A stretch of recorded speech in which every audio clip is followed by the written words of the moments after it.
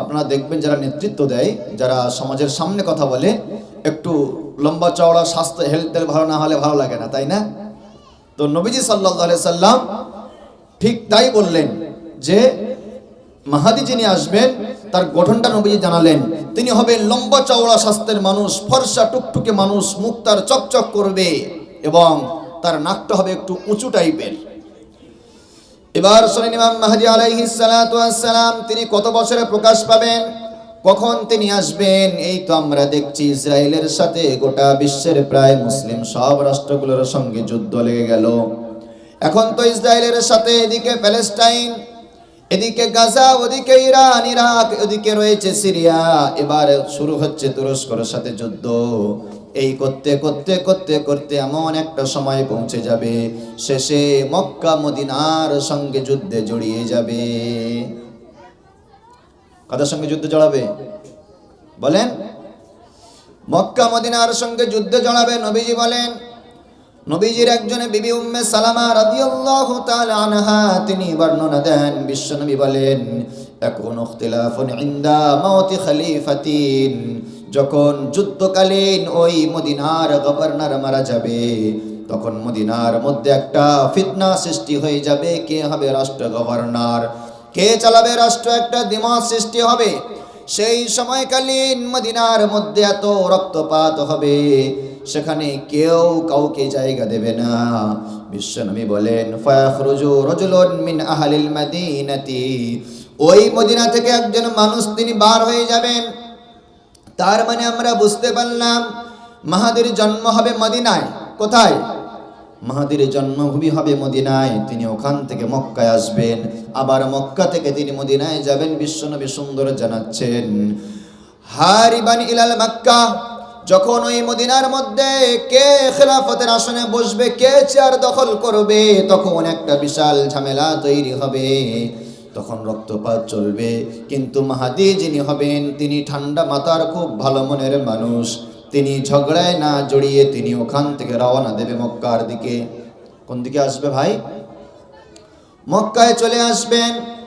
বিশ্বনবী বললেন, হারিবান ইলাল মক্কা, মক্কায় তিনি আসবেন। ফাআতিহিন নাস মিন আহলিল মক্কাতি, উনি মক্কায় আসার পরে মক্কার মানুষেরা ইমাম মাহাদির কাছে সবাই চলে আসবে। ফায়াখরিজুনাহু ওয়া হুয়া কারিহুন, সবাই বলবে, মাহাদি আপনি আমাদের রাহবার হন, আপনি আমাদের সামনে আসেন। কিন্তু মাহাদি আসতে চাইবেন না। তিনি বলবে, আমার পদ লাগবে না, আমি গভর্নর হতে চাই না, আমি শাসক হতে চাই না। তিনি সাইডে থাকবেন, তিনি আসতে চাইবেন না। মানুষ জোর করে মাহাদিকে সামনে আনবেন। এবার আনার পরে ফায়ুবাইউনাহু বাইনার রুকনি ওয়াল মাকাম, আমরা যারা হাজী সাহেব হজ করতে গিয়েছি আমরা দেখেছি কাবা শরীফের কর্নাটে একটা পাথর আছে। পাথরটার নাম কি? জোরে বলেন, নাম কি? হাজরে আসওয়াদ। বিশ্বনবী আমার বলেন, যিনি মাহদী হবেন তিনি সোজা মক্কা থেকে মদিনার দিকে আসবেন। 40 বছর তার বয়স হবে। ওই যে মাকাম ইব্রাহিম আছে আর এখানে আছে হাজরে আসওয়াদ, দুইটা জায়গার মাঝামাঝি জায়গায় তিনি বসবেন। ওখানে বসার পরে ফায়ুবাইউনাহু বাইনা রুকনি ওয়াল মাকাম, ওখানে বসে তিনি ওই সমস্ত মক্কার যারা মুসলমান থাকবে সবাইকে বায়াত করাবেন। কি করাবেন? তখন মক্কার মধ্যে এমন একটা পরিস্থিতি তৈরি হবে, যারা মক্কার গভর্নর, যারা মক্কার দায়িত্বে থাকে, তাদের কোনো মানুষ চাইবে না, তাদের প্রযুক্তি চাইবে, তাদের কেউ অ্যাকসেপ্ট করবে না। তখন একজন ভালো মানুষের তল্লাশিতে সবার মন আবেগপূর্ণ হয়ে থাকবে। মাহাদিকে দেখে তার কথাবার্তা চরিত্র সবগুলো শুনে সবাই তখন মাহাদির কাছে এসে বায়াত হয়ে যাবে। এই খবর যখন চতুর্দিকে ছড়িয়ে যাবে, শাম, সিরিয়া, তুরস্ক থেকে শুরু করে গোটা পৃথিবীর বিভিন্ন দেশে খবর চলে যাবে, মাহাদি বলে একজন মানুষ যার নাম হবে মুহাম্মদ, সবাই তাকে নেতা বলে চাইছে। আমরা গোটা বিশ্বের মধ্যে বড় বড় ক্ষমতায় আছি, তখনও পর্যন্ত আমেরিকা ক্ষমতায় থাকবে। আমরা যে এখন আমেরিকাকে দেখছি মাস্টার মাইন্ড, এই মাস্টার মাইন্ড, এই যে দমটা এখন কিন্তু আমেরিকার যাবে না, এখনো যাবে না, মাহাদি আসার পরেও যাবে না, ঈসা আলাইহিস সালাতু ওয়াস সালাম আসার পরেও যাবে না। দাজ্জালকে হত্যা করা হবে, তারপরে ওর দমটা কমবে। ভাববেন না যে খ্রিস্টানরা, আমেরিকার অনুসারীরা, ইহুদিরা তারা ছেড়ে কথা বলবে, তারা এখন ছাড়বে না। আল্লাহ ওদের হাতে সব রকম ক্ষমতা দেবে। সেই সময় যখন দেখবে মাহদী নামক ব্যক্তি মক্কার মধ্যে মসজিদে হারামের চত্বরে কাবা শরীফের ওখানে হাজরে আসওয়াদ আর মাকামে ইব্রাহিমের মাঝামাঝি বসে মানুষদেরকে বায়াত করায়, তখন ইবাসু ইলাইহি বাসুন মিনাশ শাম, শাম দেশ থেকে বিশাল একটা বাহিনী পাঠিয়ে দেবে। শাম দেশের গভর্নর বিশাল বাহিনী পাঠাবে, তোমরা যাও, যে সমস্ত ব্যক্তিরা গিয়ে দেখবে ওই মেহেদীর হাতে বায়াত হয়েছে, মেহেদীকে তারা নেতা বলে মেনেছে, তোমরা মেহেদীকে হত্যা করে দাও।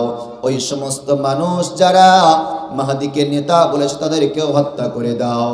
রব্বুল আলামিন বলেন ফায়ুখসাফু বিহিম বিল বাইদাই বাইনা মক্কা ওয়াল মদিনা, বিশাল একটা বাহিনী আসবে, তারা পায়ে হেঁটে আসবে মক্কার মদিনার মাঝামাঝি একটা জায়গার যার নাম হলো বাইদা। কি নাম?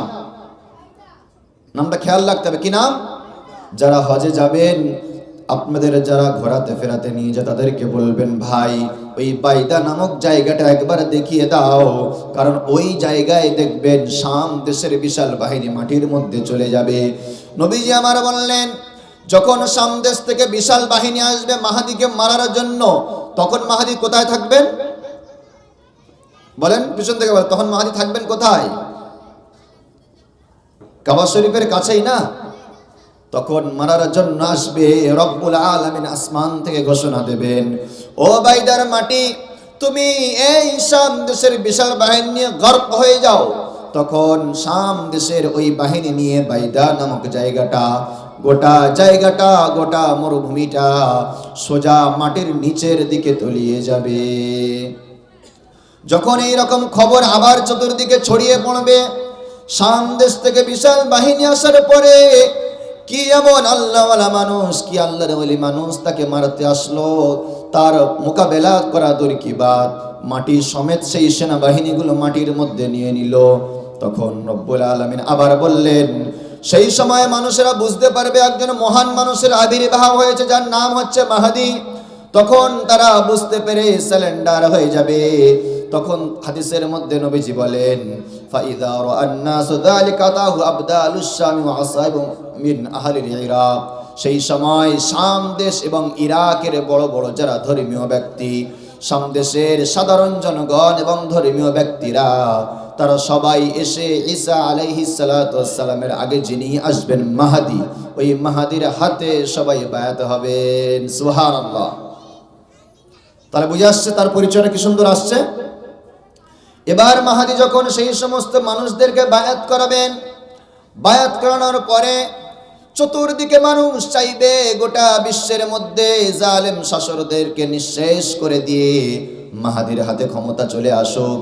কিন্তু বিশ্বনবী আমার বলেন, আমার কুরাইশ বংশের মধ্যে থেকে একজন মানুষ, বানু কালবের একজন মানুষ, সে কিন্তু কোনোদিন চাইবে না, এখনো সেই সমস্ত বংশধরগুলো বেঁচে আছে, সেই ব্যক্তি বলবে মাহদীকে আমরা রাজত্ব দিতে চাই না। নেক্সট বার সে আবার বিশাল একটা বাহিনী পাঠাবে।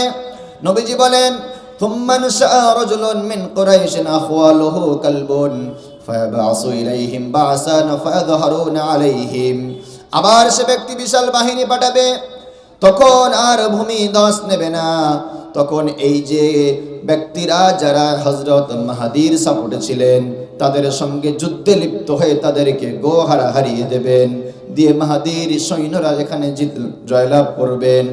এইভাবে জয়লাভ করার পরে বিশ্বনবী বললেন, তিনি তখন আসনে বসবেন। আসনে বসার পরে তিনি বলবেন, শোনো ভাইরা, আমাদের কাছে আশা রাখি কোনো আর মুসলিম বিদ্বেষী সংগঠন আর সেনাবাহিনী হয়তো পেরে উঠবে না, চলো আমরা কাবা শরীফকে একবার তাওয়াফ করি। নবীজি বলেন সেই সময় মাহদী কাবা শরীফ তাওয়াফ করবেন। কাবা শরীফ তাওয়াফ শেষে তিনি আবার মদিনায় চলে যাবেন, সেখানে গিয়ে রাসূলের রওজা তিনি জিয়ারত করবেন।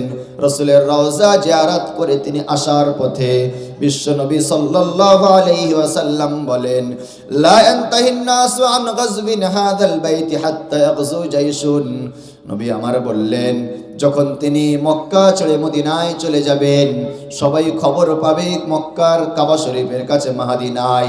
সেই সময় বিশাল একটা বাহিনী আবার আসবে, যারা গোটা বিশ্বের মধ্যে মুসলমানদের ঘর মসজিদ গুলো ভেঙে চুরমার করে করে তাদের দম শেষ হয় নাই। তারা আল্লাহর ঘর ওই কাবা বাইতুল্লাহকে ভাঙার জন্য একটা সেনাবাহিনীর টিম পাঠিয়ে দেবে। নবীজি আমার বলেন, হাত্তা আগযা জাইশুন হাত্তা ইযা কানু বিল বাইদা, তারা ওই বাইদা নামক জায়গায় আবার যখন আসবেন, নবীজি আমার বললেন, খুসিফা বিআউয়ালিহিম, ওরা মিডিলে দাঁড়িয়ে থাকবে। ওই খ্রিস্টান বাহিনীগুলো বাইদা নামক জায়গায় দাঁড়াবে, অনেক দূরে এখন কাবা, সেখানে যাওয়ার এখন অনেক সময় লাগবে। যখন মক্কা মদিনার ওই বাইদার জায়গার উপরে তারা দাঁড়াবে, নবীজি বলেন, খুসিফা বিআউয়ালিহিম, তাদের সামনের মাটিগুলো ধস নেমে অতল তলে তলিয়ে যাবে। নবীজি বললেন, ওয়া আখিরিহিম, এবং তারা ওই সামনের ভূমিধস থেকে পিছন দিকে পালাতে চাইবে। রব্বুল আলামিন বলেন, না, সুযোগ হবে না। রব্বুল আলামিন আবার পিছন দিকে মাটিগুলো সব জমিনের মধ্যে ধসিয়ে দেবেন। মাঝখানে একটা দ্বীপের মতো ওই সমস্ত স্বৈরাচারী সেনাবাহিনীগুলো দাঁড়াবে। নবী আমার বলেন, ওয়ালাম ইয়ানজা আওসাতুহুম, যখন তারা মিডল পয়েন্টে থাকবে, এদের কেউ ছাড় দেওয়া হবে না। সামনে ভূমিধস করে দেবে, পেছনে ভূমিধস করে দেবে। দেওয়ার পরে মিডল পয়েন্টে যারা থাকবে, যে সমস্ত, তারাও মাটির মধ্যে চিরতলে তলিয়ে যাবে। সুবহানাল্লাহ। এরা আসছিল কি জন্য? কাবা শরীফ ধ্বংস করার জন্য। মানে এই যে আপনারা দেখছেন যে মিসাইল লঞ্চ করছে এদেশ থেকে সে দেশ, ব্যাপারটা বুঝতে পারছেন তো? এরকম লঞ্চ আরবের সাথেও ঘটবে। আরব এত সহজে যুদ্ধে জড়ায় না কেন? সে জানে যে আমি খুব সুঠাম একটা দেশ, ঠান্ডা দেশ, অর্থশীল দেশ, সেনাবাহিনী অত প্রখর নয়, সে জানে আমি যুদ্ধ জড়ালে এখনই হেরে যাব। তো কিন্তু শেষ পর্যন্ত ওই আরবকেও ধ্বংস করে দিয়ে আল্লাহর কাবাকে ধ্বংস করার জন্য একটা বাহিনী যাবে। আল্লাহ বলবে, এ বাহিনী শায়েস্তা করার জন্য মুসলমান যথেষ্ট নয়, আমি মাটিকে হুকুম করে দেব, মাটি ওই বাহিনীকে তুমি তোমার মধ্যে নিয়ে নাও। গোটা বাহিনী মাটির মধ্যে তলিয়ে যাবে। আল্লাহ কি পারে না? বলেন।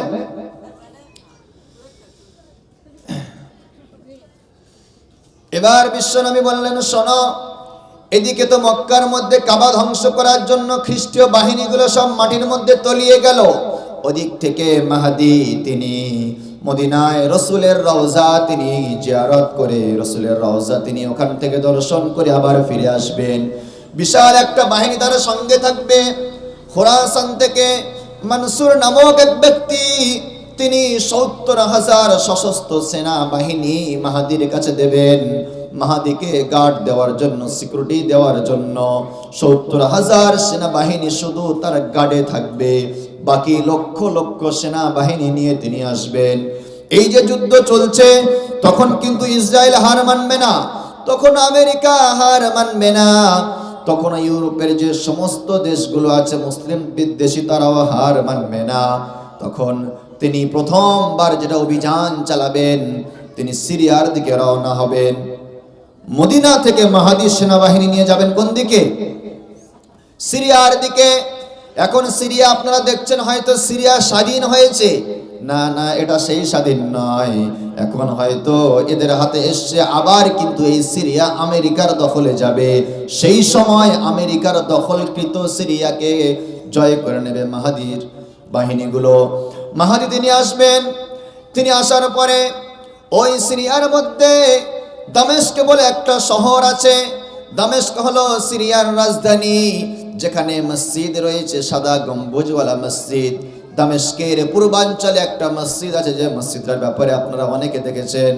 অনেক সময় আমরা এগুলো ভিডিওতে দেখেছি না, সেই মসজিদের ছবিটা, যে কিছুদিন আগে সেটাকে জয় করে নিয়েছে, যেখানে ঈসা আলাইহিস সালাম নামবেন। ওই ইতিহাসটা আস্তে আস্তে আসবে পরপর। তো সিরিয়ার ওই সমস্ত বাহিনীগুলো, মাহাদির বাহিনীগুলো সিরিয়া দখল করবে। যখন দামেস্কের কাছে আসবে, আসার পরে দেখবে একটা বিশাল খ্রিস্টীয় বাহিনী দাঁড়িয়ে আছে। তারা সিরিয়াকে নিজেদের দখলে রেখেছে, কিন্তু মাহাদির বাহিনী যখন আসবে, তারা এদের সঙ্গে পেরে উঠবে না। মাহাদির বাহিনীর সঙ্গে ওদের যুদ্ধ লেগে যাবে। যুদ্ধ চলাকালীন সেই সময় মুসলমানদের মধ্য থেকে তিনটা দল হয়ে যাবে। কিছু মুসলমান তারা ভয়ে পালিয়ে যাবে, আবার কিছু মুসলমান তারা শহীদ হবে, শেষ যারা থাকবে তারা বিজয় লাভ করবে। ওই দামেস্কে থেকে, সিরিয়া থেকে খ্রিস্টানদেরকে তাড়িয়ে দিয়ে তারা প্রথমে খ্রিস্টানদের ওই দেশটা মুক্ত করে দিয়ে সিরিয়াকে জয় করবেন। তারপরে মাহাদি বলবেন, শোনো, এখনো ক্ষান্ত হব না। আমাদের জেরুজালেম যেটা আমাদের পুরাতন কাবা বলা হয়, বাইতুল মুকদ্দাস, যেটা আল কুদুস নামে পরিচিত রয়েছে, ওটা তখনও থাকবে খ্রিস্টানদের হাতে। ইমাম মাহাদির বাহিনী বলবে, চলো আমরা সেখানে যাই। সেখানে যাওয়া হবে। খ্রিস্টান বাহিনী তারা দেখে দৌড়ে পালাবে। ইমাম মাহাদির বাহিনী দেখে ইমাম মাহাদি প্রথমে সিরিয়া, তারপরে জেরুজালেম, এক এক শহর যেখান থেকে তিনি অতিক্রম হবেন, প্রত্যেকটা শহর তিনি দখল করতে করতে ইসলামের পতাকা গাড়তে গাড়তে তিনি সামনের দিকে অগ্রসর হবেন। শেষে তিনি চলে আসবেন ইস্তাম্বুলের দিকে। ইস্তাম্বুল হচ্ছে ইউরোপের বিশাল একটা রাজধানী শহর, যেটা হচ্ছে তুরস্কের রাজধানী বলা হয়। তুরস্ক চেনেন? বলতে পারবেন তুরস্কের প্রেসিডেন্ট কে এখন? ভাইরা, একটু না জানলে ভালো লাগে ইতিহাস। মুসলমান শুধু তো ইতিহাস না জেনে, সত্যি আফসোস, এখন আমার ইয়াং জেনারেশন মুসলমান, আমাদের কাছে সবকিছু তথ্য আছে, আমরা এখন জানি না। আমরা এখন ক্যারাম বোর্ডের আড্ডায় সময় দিয়েছি, লুডোর আড্ডায় সময় দিয়েছি, ফ্রি ফায়ারের সময় দিয়ে নিজের চোখ, জীবন, যৌবন সব নষ্ট করেছি। আফসোস, আল্লাহু আকবার। এখন তুরস্কের প্রেসিডেন্টের নাম কি কেউ বলতে পারবেন? যে কোনো একজন বলেন। মাশাআল্লাহ, তো সাইড থেকে আওয়াজ এসছে। তৈয়ব, আল্লাহু আকবার। যাই হোক, সেই সময় কিন্তু এই তৈয়ব এরদোগানের যখন যে শাসন চলছে তুরস্কের মধ্যে, এই শাসন ছিনিয়ে নেওয়া হবে, এই শাসন তার হাতে থাকবে না। তখন তার শাসন সব কিছু হবে আমেরিকার দ্বারা। সেই সময় ওই তুরস্কের ইস্তাম্বুল যে শহরটা আছে, যে শহরটার নাম হাদিসের মধ্যে কুস্তুনতুনিয়া বলা হয়েছে, বিভিন্ন সময়কালীন ওই শহরের নাম পরিবর্তন হয়েছে। এখন ওটাকে ইস্তাম্বুল বলা হয়। যেমন আমাদের ভারতের রাজধানী হলো দিল্লি, তেমন ওই ইউরোপ শহরের মধ্যে থেকে, ইউরোপগুলোর দেশের মধ্যে থেকে তুরস্কের রাজধানী হলো ইস্তাম্বুল। ওই ইস্তাম্বুলটা এমন একটা জায়গা, যে জায়গাটা চতুর্দিকে বিশাল প্রাচীর দিয়ে ঘেরা আছে, যেখানে কোনো সেনাবাহিনী প্রবেশ করতে সহজে পারে না, যেখানের মানুষ খুব সেফটির সঙ্গে থাকে। মাহাদি বলবে, ওই তুরস্ক ইস্তাম্বুল ওটাও জয় করা লাগবে। তিনি সেই সময় 70,000 বাহিনী নিয়ে ইমাম মাহাদি ওই তুরস্কের রাজধানীর কাছে যখন পৌঁছাবে, বিশাল বেষ্টনী প্রাচীর বেষ্টন করে ঘিরে রেখেছে। তখন যুদ্ধ করা লাগবে না, অস্ত্র হাতে তোলা লাগবে না, কেবল একমাত্র নারায়ে তাকবীর আল্লাহু আকবার ধ্বনি যখন 70,000 সেনাবাহিনী একসঙ্গে দেবে, বিশ্বনবী আমার বলেন, ওই আওয়াজ শোনার পরে তুরস্কের ওই সমস্ত প্রাচীরগুলো চুরমার হয়ে ঝরঝর করে ভেঙে পড়ে যাবে। সুবহানাল্লাহ। জেরুজালেম জয় হয়ে যাবে। এবার আমেরিকার তখন থরথর করে পা কাঁপবে, না জানি আমেরিকার মধ্যে প্রবেশ করে আর আমাদের আমেরিকাকে দখল করে নেয়। ওই সময় কিন্তু শয়তান চিন্তায় পড়ে যাবে, ইবলিস চিন্তায় বিভোর হয়ে যাবে, কি জানি কিভাবে কি করা হবে না করা হবে। ইবলিস সেই সময় হঠাৎ করে এসে ওই ভিড়ের মধ্যে ঢুকে বলবে, শোনো ও মাহাদির বাহিনীরা, শোনো, তোমরা এখানে যুদ্ধ করেছো, তোমরা সিরিয়াকে জয় করলে, জেরুজালেম জয় করলে, ইস্তাম্বুল তুরস্ককে জয় করলে, তোমরা কি জানো না দাজ্জাল চলে এসেছে? দাজ্জাল তোমাদের পরিবারের মধ্যে চলে এসেছে। তারা তোমাদের বাচ্চা কাচ্চাগুলোকে মেরে ফেলছে, তারা তোমাদের ধন সম্পদ নষ্ট করে দিচ্ছে, দাজ্জাল প্রবেশ করেছে। যখন এই কথা শুনবে, শোনার পরে বিশ্বনবী আমার বলেন, সেই সময় 10 জন সেনাবাহিনীকে দিয়ে ইমাম মাহাদি 10টা ঘোড়ার পিঠে চড়িয়ে দিয়ে তিনি পাঠিয়ে দেবেন, যাও দেখে আসো সত্যিকারে কিনা। নবীজি হাদিসের মধ্যে বলেন, আমি রাসূল সেই সমস্ত 10 জন ব্যক্তির নামগুলো জানি, তাদের বাবার নাম জানি, তাদের পরিচয় জানি। সেই সময় কারা কারা যাবে, কোন কোন ঘোড়ার পিঠে চড়ে যাবে, সেগুলো সব আমি জানি। নবীজি এত সুন্দর করে হাদিসের মধ্যে বললেন, কারণ আপনারা দেখতে পাচ্ছেন হুজুর এখন তো ঘোড়া নেই, তখন ঘোড়া কিভাবে আসবে? আগেকার জামানায় যখন যুদ্ধ লাগতো তখন বলেন মেশিন গান ছিল নাকি, মিসাইল ছিল নাকি, কামান ছিল নাকি? কোনো অস্ত্র ছিল না, কোনো যানবাহক ছিল না। তখন মানুষ পদভাবে তারা জলপথে নৌকা দিয়ে, তারা লাঠি দিয়ে, অস্ত্র দিয়ে, তীর দিয়ে তারা যুদ্ধে লিপ্ত হতেন। এই যে এখন আপনারা দেখছেন পৃথিবীর মধ্যে যুদ্ধ যখন লাগছে, যখন গোলা বারুদ গুলো নষ্ট হয়ে যাচ্ছে, গোলা বারুদ নষ্ট করতে সহজ, কিন্তু সঞ্চয় করতে অনেক সময় লাগে। একটা এয়ার স্ট্রাইক করতে গেলে যে সমস্ত মিসাইলগুলো ব্যবহার করা হয়, ওই মিসাইলগুলো তৈরি করতে সময় লাগে, কিন্তু ব্যবহার করতে সময় লাগে না। গবেষকরা বলছেন এই যে যুদ্ধ চলছে, চলতে চলতে এমন একটা সময় আসবে, যদি মনে করেন কোন একটা দেশের সঙ্গে যুদ্ধ লেগে গেল, যাওয়ার পরে মিসাইলগুলো এসে যখন পেট্রোল পাম্পগুলোতে আঘাত করবে, যখন খনিগুলোতে আঘাত করবে, তেলের খনিতে আঘাত করবে, ইলেকট্রিকের মেন পয়েন্টগুলোতে আঘাত করবে, তখন এই বিশ্বের মধ্যে যত মোটর চালিত গাড়ি থাকবে বন্ধ হয়ে যাবে, পেট্রোল পাওয়া যাবে না, কামান গাড়ি দৌড়াবে না, তখন বাইকও চলবে না, গাড়ি সব থাকবে অচল হয়ে পড়ে যাবে, জাহাজগুলো ধ্বংস হয়ে যাবে, আবার সেই নৌকা ফিরে আসবে। ফায়ার করতে করতে মেশিনের বুলেট শেষ হয়ে যাবে, বোম শেষ হয়ে যাবে, আর অস্ত্র কিছু থাকবে না, কারণ এগুলো সব মানুষ হারায় ফেলবে। বন্দুক থাকবে কিন্তু বন্দুকে বুলেট থাকবে না, ফায়ার করতে পারবে না, খেলনা হয়ে যাবে। গাড়ি থাকবে আর চালাতে পারবে না, কারণ পেট্রোল পাম্পগুলো ধ্বংস হয়ে যাবে। আবার কদিম জামানার মতো মানুষ গাধার পিঠে, ঘোড়ার পিঠে আর নৌকা সালতি বানিয়ে তারা দুনিয়াতে বসবাস করার মতো পরিস্থিতি তৈরি করবে। এটা হবে অচিরে। একটা ঘর গোড়া অনেক কঠিন, কিন্তু ভাঙতে সময় লাগে। বলেন, এটা বিশ্বাস হয় না আপনাদের? অবশ্যই সময় আসছে। আপনি দেখেন না, যত গোলা বারুদ নষ্ট করেছে এই যে যুদ্ধ চলাকালীন, এগুলো তো সঞ্চয় করতে অনেক সময় লেগেছিল, কিন্তু খরচা করতে সময় লেগেছে? লাগেনি। সব শেষ হয়ে যাবে। যুদ্ধ বিমানগুলো থাকবে কিন্তু পেট্রোল থাকবে না, খেলনা হয়ে যাবে, তাই না? সেদিন কিছুই থাকবে না, সেদিন অচিরেই আসছে, সামনে আসছে। এবার শোনেন, যখন মিথ্যা খবর ছড়ানো হবে দাজ্জাল চলে এসছে তোমাদের বংশের মধ্যে, বিশ্বনবী বললেন তখন 10 জন সেনাবাহিনীকে পাঠানো হবে, তারা এসে বলবে মিথ্যা খবর, দাজ্জাল আসে নাই, দাজ্জাল আসে নাই। এইভাবে মাহদী তার অনুসারীদেরকে নিয়ে 1 বছর 2 বছর নয়, 7 বছর পর্যন্ত পৃথিবীর জমিনে তিনি রাজত্ব করবেন। কত বছর? 7 বছর। আবু দাউদের বর্ণনার মধ্যে 3 রকম কথা বলা হয়েছে। নবীজি আমার বলেন 7 বছর, আবার বর্ণনা আসছে 5 বছর, আবার বর্ণনায় 9 বছর। যেটাই হোক, যখন তিনি শাসন করবেন তখন বোঝা যাবে। যাই হোক, 7 বছর অথবা 9 বছর তিনি রাজত্ব কায়েম করবেন। রাজত্ব কায়েম যখন করবেন, হঠাৎ করে 7ম বছরে দাজ্জাল আসার কথা তো মিথ্যা হয়ে গিয়েছিল, কেউ তো দাজ্জাল এসে বিশ্বাস করেনি। বিশ্বাস করেছিল? বলেন, বিশ্বাস করেনি।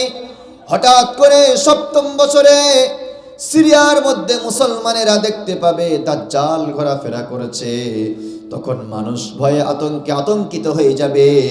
মাহাদির কাছে খবর যাবে, শোনেন মাহাদি, আমাদের রাষ্ট্রনায়ক আপনি, আপনার সেনাবাহিনীগুলো তৈরি করেন। এই যে দাজ্জালের কথা আমরা হাদিসের মধ্যে শুনতাম, আজকের দেখেন সিরিয়ার মধ্যে দাজ্জাল প্রকাশ্যে ঘুরে বেড়াচ্ছে। তখন মাহদী সেই সময় সঙ্গে সঙ্গে তারা 70,000 স্পেশাল ফোর্সগুলোকে রেডি করবেন। রেডি করে ওই দাজ্জালের মোকাবেলা করার জন্য তাদেরকে সারিবদ্ধভাবে দাঁড় করিয়ে দেবেন। তাদেরকে রাত্রেবেলা সারিবদ্ধভাবে দাঁড় করাবে। তাদেরকে দাঁড় করানোর সাথে সাথে আস্তে আস্তে করে রাত শেষ হয়ে যাবে, ফজরের সময় হয়ে যাবে, ফজরের আজান হয়ে যাবে। মানুষেরা সবাই লাইন দিয়ে দাঁড়িয়ে যাবে নামাজ পড়ার জন্য। সবাই নামাজ পড়ার জন্য যখন লাইনে দাঁড়াবেন, ইমামতির জায়গায় দাঁড়াবেন মাহাদি।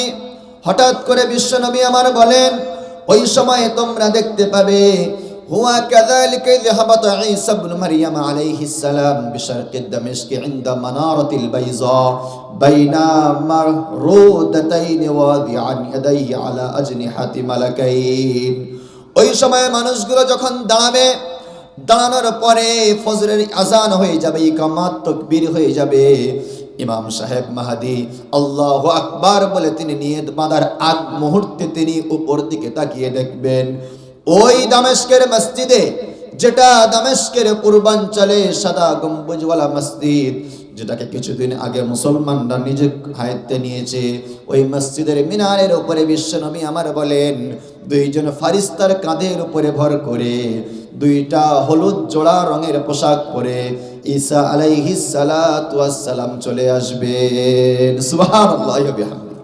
কে আসবেন? ঈসা আলাইহিস সালাতু ওয়াস সালাম আসবেন। বিশ্বনবী আমার বলেন ইযা তা'তা রাসাহু কতরান ওয়া ইযা রাফা'াহু তাহাদ্দারা মিনহু জুমানুন কালুলুইন। যখন ঈসা আলাইহিস সালাতু ওয়াস সালাম ওই মসজিদের উপরে নামবেন, তখন তার মুখ থেকে দেখা যাবে টপ টপ করে পানি পড়ছে, চুল থেকে টপ টপ করে পানি পড়ছে।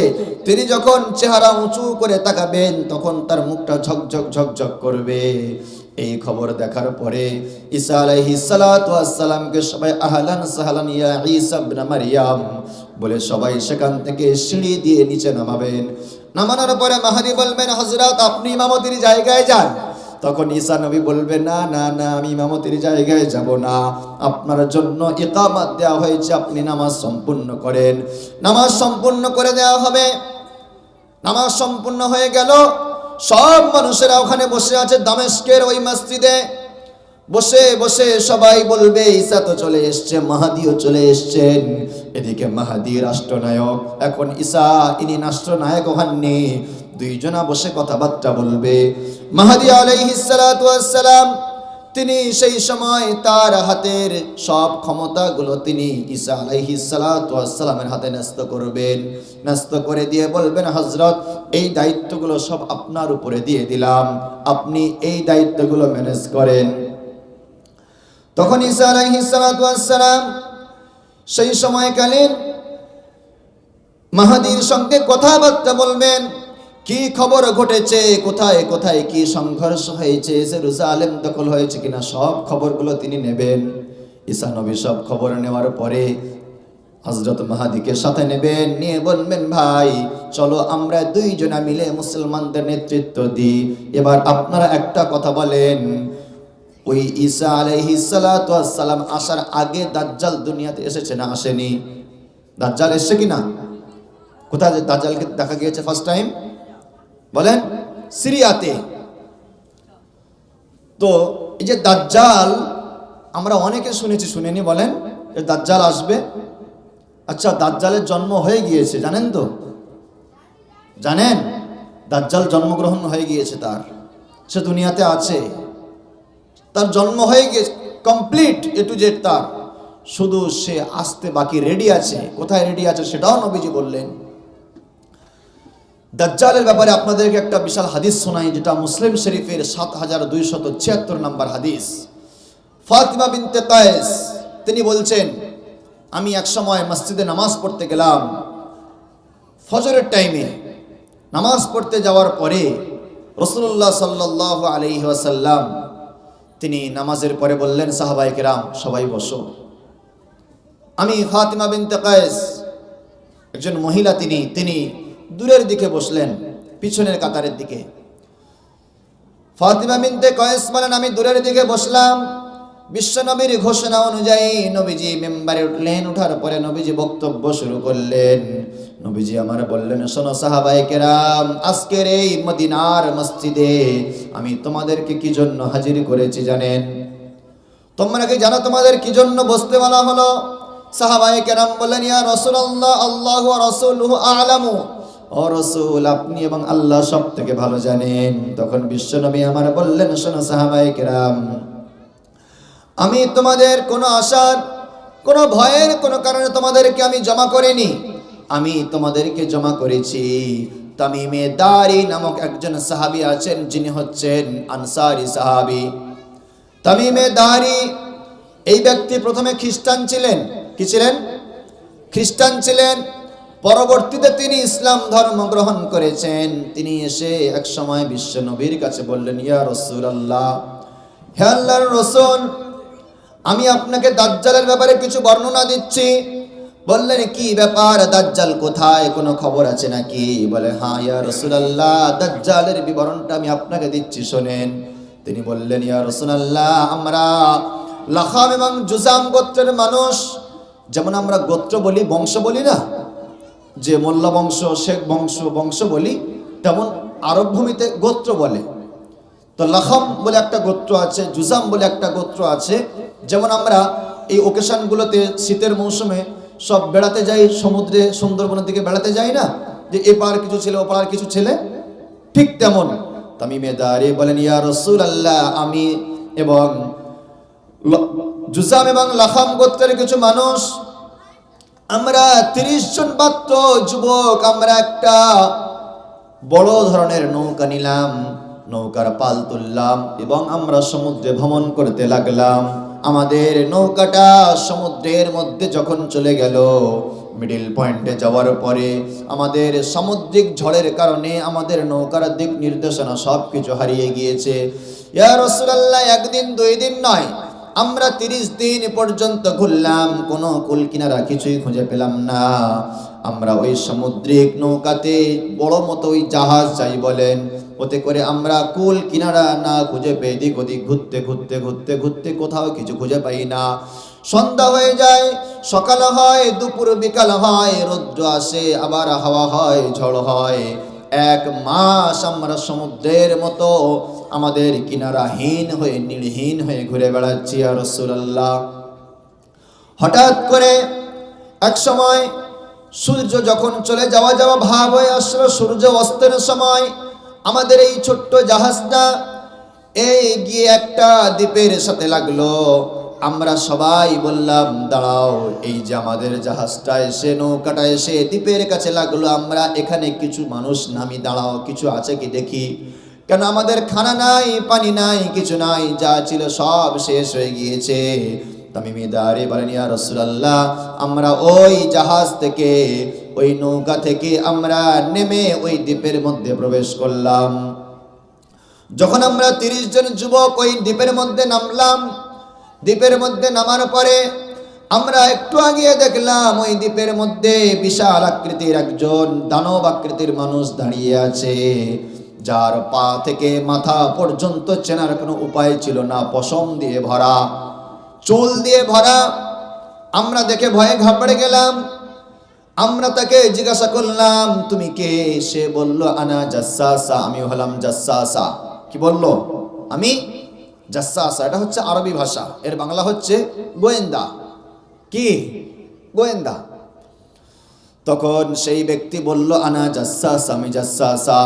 ইয়া রাসূলুল্লাহ, তখন আমরা বললাম, এই গভীর জঙ্গলে, এই দ্বীপের মধ্যে তোমরা কার জাসসাসগিরি করো? কি তোমাদের পরিচয়? তুমি কে? তোমার কি পরিচয় বলো? কারা এখানে জাসসাসা করছো, কার জাসুসি করছো? তখন ওই লম্বা চওড়া দানব আকৃতির মানুষটা আমাদেরকে হাত দিয়ে ইশারা করে সামনের দিকে বলল, সামনের দিকে যাও। ইয়া রাসূলুল্লাহ, আমরা 30 জন যুবক, সন্ধ্যা হয়ে ভাব হয়ে আসে, আমরা ওই 30 জন যুবক ভয়ে হাঁটতে হাঁটতে হাঁটতে হাঁটতে একটু ভিতরের দিকে গেলাম। গিয়ে দেখলাম ভাঙা একটা গির্জা। কি আছে? কি আছে? ভাঙা একটা গির্জা আছে। আমরা সেখানে যাওয়ার পরে অবাক হয়ে গেলাম। গিয়ে দেখি আরো একটা বিশাল দানব আকৃতির মানুষ, যার একটু মানুষ মানুষ ভাব চেনা যায়, যার হাঁটু পর্যন্ত শিকল দিয়ে বাঁধা, যার 2টা হাত শিকল দিয়ে বাঁধা আছে। আমরা সেখানে ভয়ে ভয়ে যখন সামনে গেলাম, সে আমাদেরকে দেখে বলল, তোমরা কারা? তখন আমরা ভাবলাম, এ আবার শয়তান নাকি? ইবলিসকে কি এখানে বেঁধে রাখা হয়েছে নাকি? আমরা একটু ভয় খেয়ে গেলাম।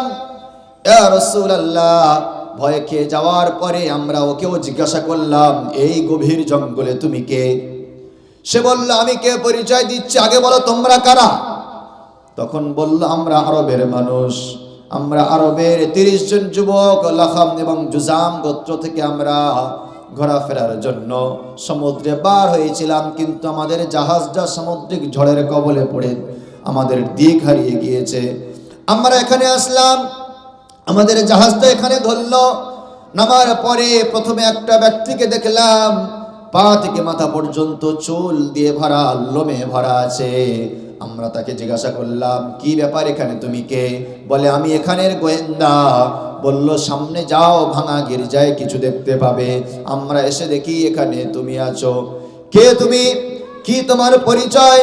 সেই সময় বলল, আমার পরিচয় নেওয়ার আগে শোনো, আমি তোমাদের কাছে এই কটা জিনিস জিজ্ঞাসা করি, আমার উত্তরগুলো দাও। সেই সময় ওখানে দাঁড়িয়ে দাঁড়িয়ে ওই 30 জন যুবক দাঁড়িয়ে আছে। এদিকে সেই বিশাল আকৃতির দানব আকৃতির একজন মানুষ দাঁড়িয়ে আছে, যারা হাত আর পা গুলো লোহার শিকল দিয়ে বাঁধা রয়েছে। সে তখন বলছে, বলো, বাইসানের খেজুর বাগানের খবরটা আমাকে জানাও। বাইসানের যে একটা খেজুর বাগান, ওই খেজুর বাগানে এখনো খেজুর ধরে নাকি? তখন সাহাবায়ে কেরাম বললেন, শোনো, ওই বাইসানের খেজুর বাগানে এখনো খেজুর ধরে। কি হয়েছে, ব্যাপারটা বলো। বলে, এই ব্যাপারগুলো আমার কাছে খবরটা দাও। সেই সময় বলল, শোনো, এমন একটা দিন আসবে, এমন একটা সময় আসবে, ওই বাইসানের খেজুর বাগানে কোনো খেজুর ধরবে না। ওই বাইসানের খেজুর বাগানগুলো খেজুরহীন হয়ে যাবে। নবীজির হাদিস মুআফিক এখন সেই বাইসানের খেজুর বাগানে তেমন খেজুর আর দেখা যায় না। এবার সাহাবায়ে কেরাম বললেন, বলো, তোমার কি পরিচয়? বলে, দাঁড়াও, আরো একটা জিনিস জিজ্ঞাসা করব। বলল, কি? বলে, বুহাইরাতুত তাবারিয়া, এই যে সমুদ্র আছে, সমুদ্রের পানি এখন আছে না শুকিয়ে গিয়েছে, বলো। তখন সাহাবায়ে কেরামের মধ্যে এনারা বললেন, না, এখন সেই পানি তো আছে, এখনো শুকায় নাই। এখন সেই পানি নিয়ে মানুষ ক্ষেত খামারে ব্যবহার করে, চাষাবাদে ব্যবহার করে। তখন বলল, এমন একটা সময় আসবে, ওই ক্ষেত খামারে দেওয়ার মতো বুহাইরাতুত তাবারিয়া, ওই সাগরের পানিও মোটে পাবে না। এখন সে সাগরে পানি নেই, সাগর প্রায় শূন্য, হেঁটে পার করে দেবেন আপনারা। সে সাগর শুকিয়ে গিয়েছে।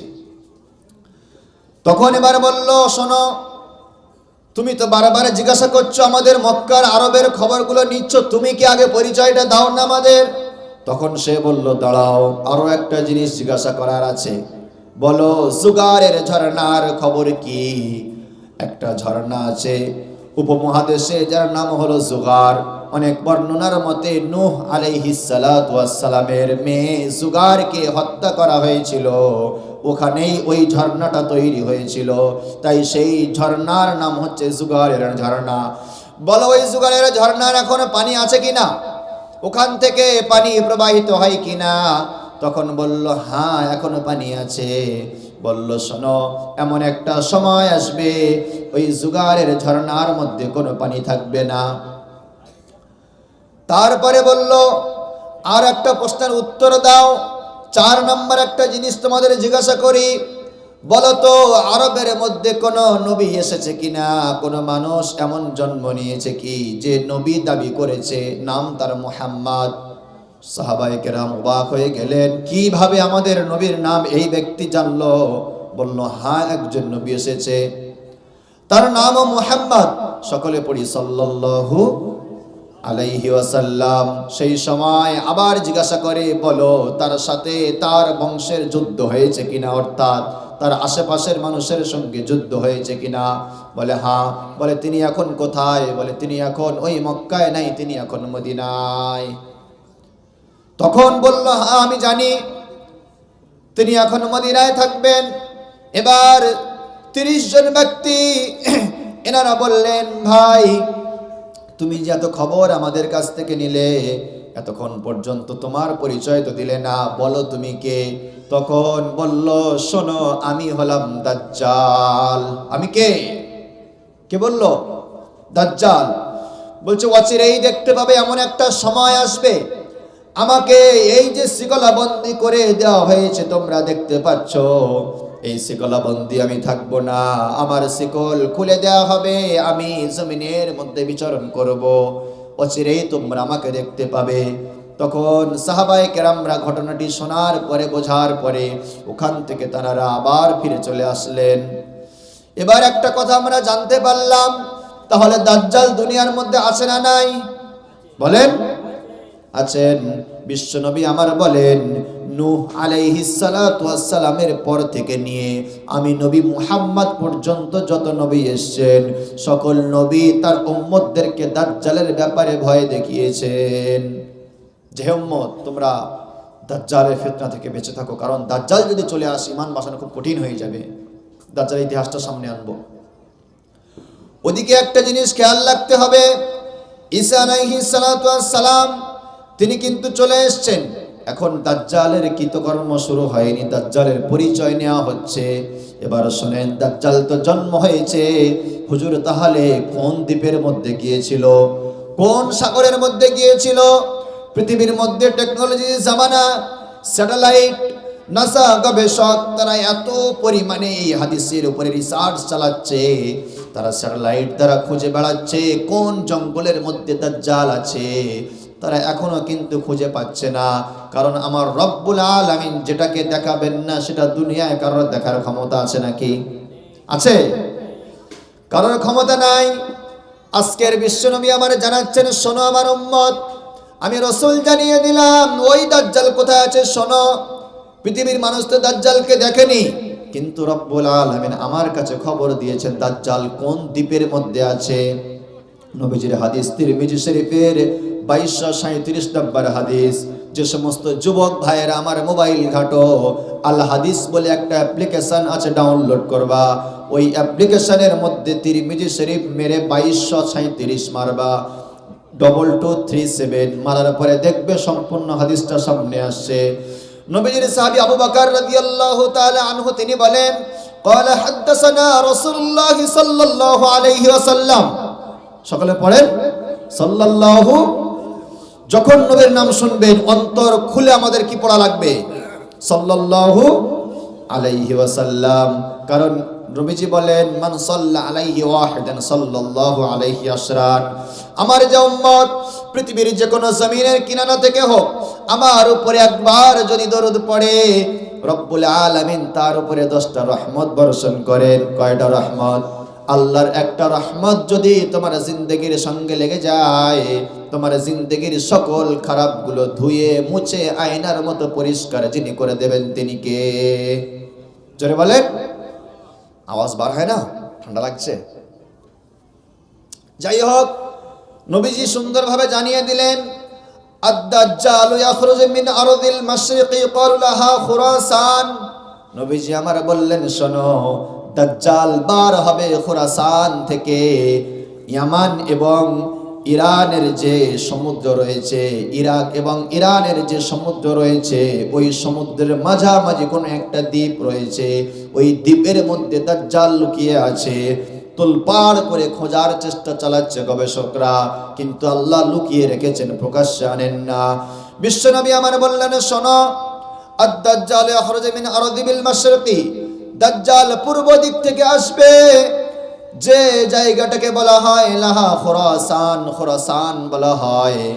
খুরাসান একটা জায়গার নাম নয়, আপনাদেরকে একটু বুঝিয়ে দেই আমি। যদি এখন আমরা ভারত বলে জানি, তাহলে আমাদের ভারতটা বলে জানবো, কিন্তু হাদিসের ভাষ্য অনুযায়ী আল হিন্দ বলা হয়। এটাকে কি বলা হয়?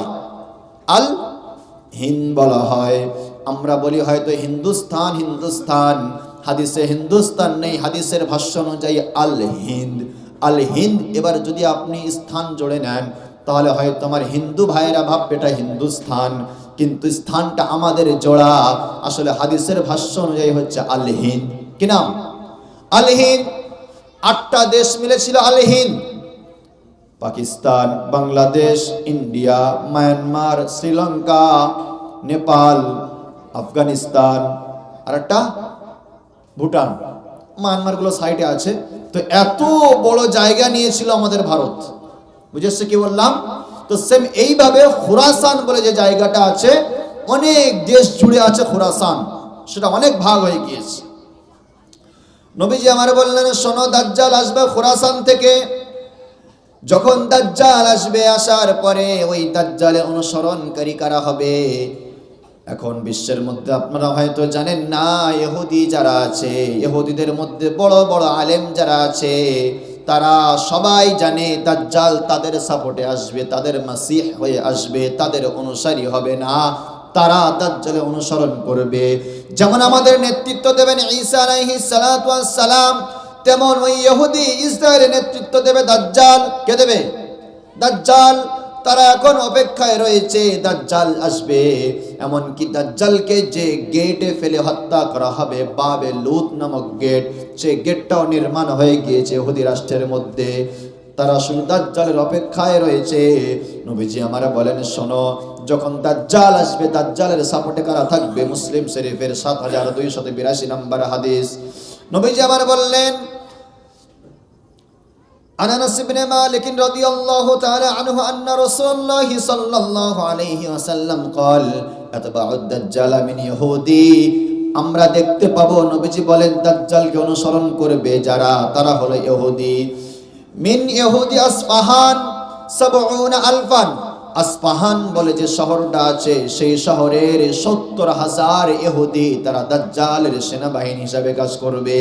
নবীজি আমার বলেন, শোনো, ওই দাজ্জাল যখন প্রকাশ পেয়ে যাবে, সব গোটা বিশ্বের মধ্যে তখন দুইটা ভাগ হয়ে যাবে।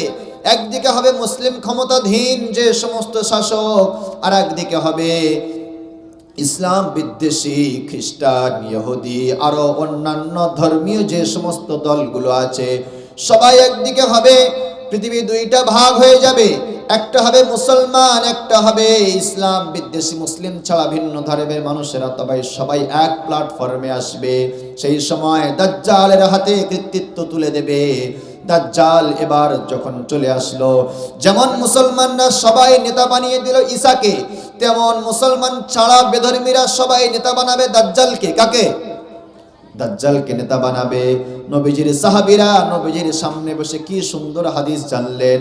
গবেষকরা আজকের এই হাদিস গবেষণা করে তারা ভবিষ্যৎবাণী বলতে লেগেছে। নবী আমার তিরমিজি শরীফের 2240 নম্বর হাদিসের মধ্যে বলেন, বিশ্ব নবী আমার বর্ণনা দেন, সাহাবী বর্ণনা করছেন, ইয়া রাসূলুল্লাহ মা লুবসুহু ফিল আরদি। আপনি বললেন ওই দাজ্জাল যে দুনিয়ার জমিনে আসবে, ইয়া রাসূল, ওই দাজ্জাল দুনিয়ার মধ্যে কতদিন থাকবে আমাদেরকে বলেন। আচ্ছা, কেউ জানেন কতদিন থাকবে দাজ্জাল? কারো জানা আছে আমাদের?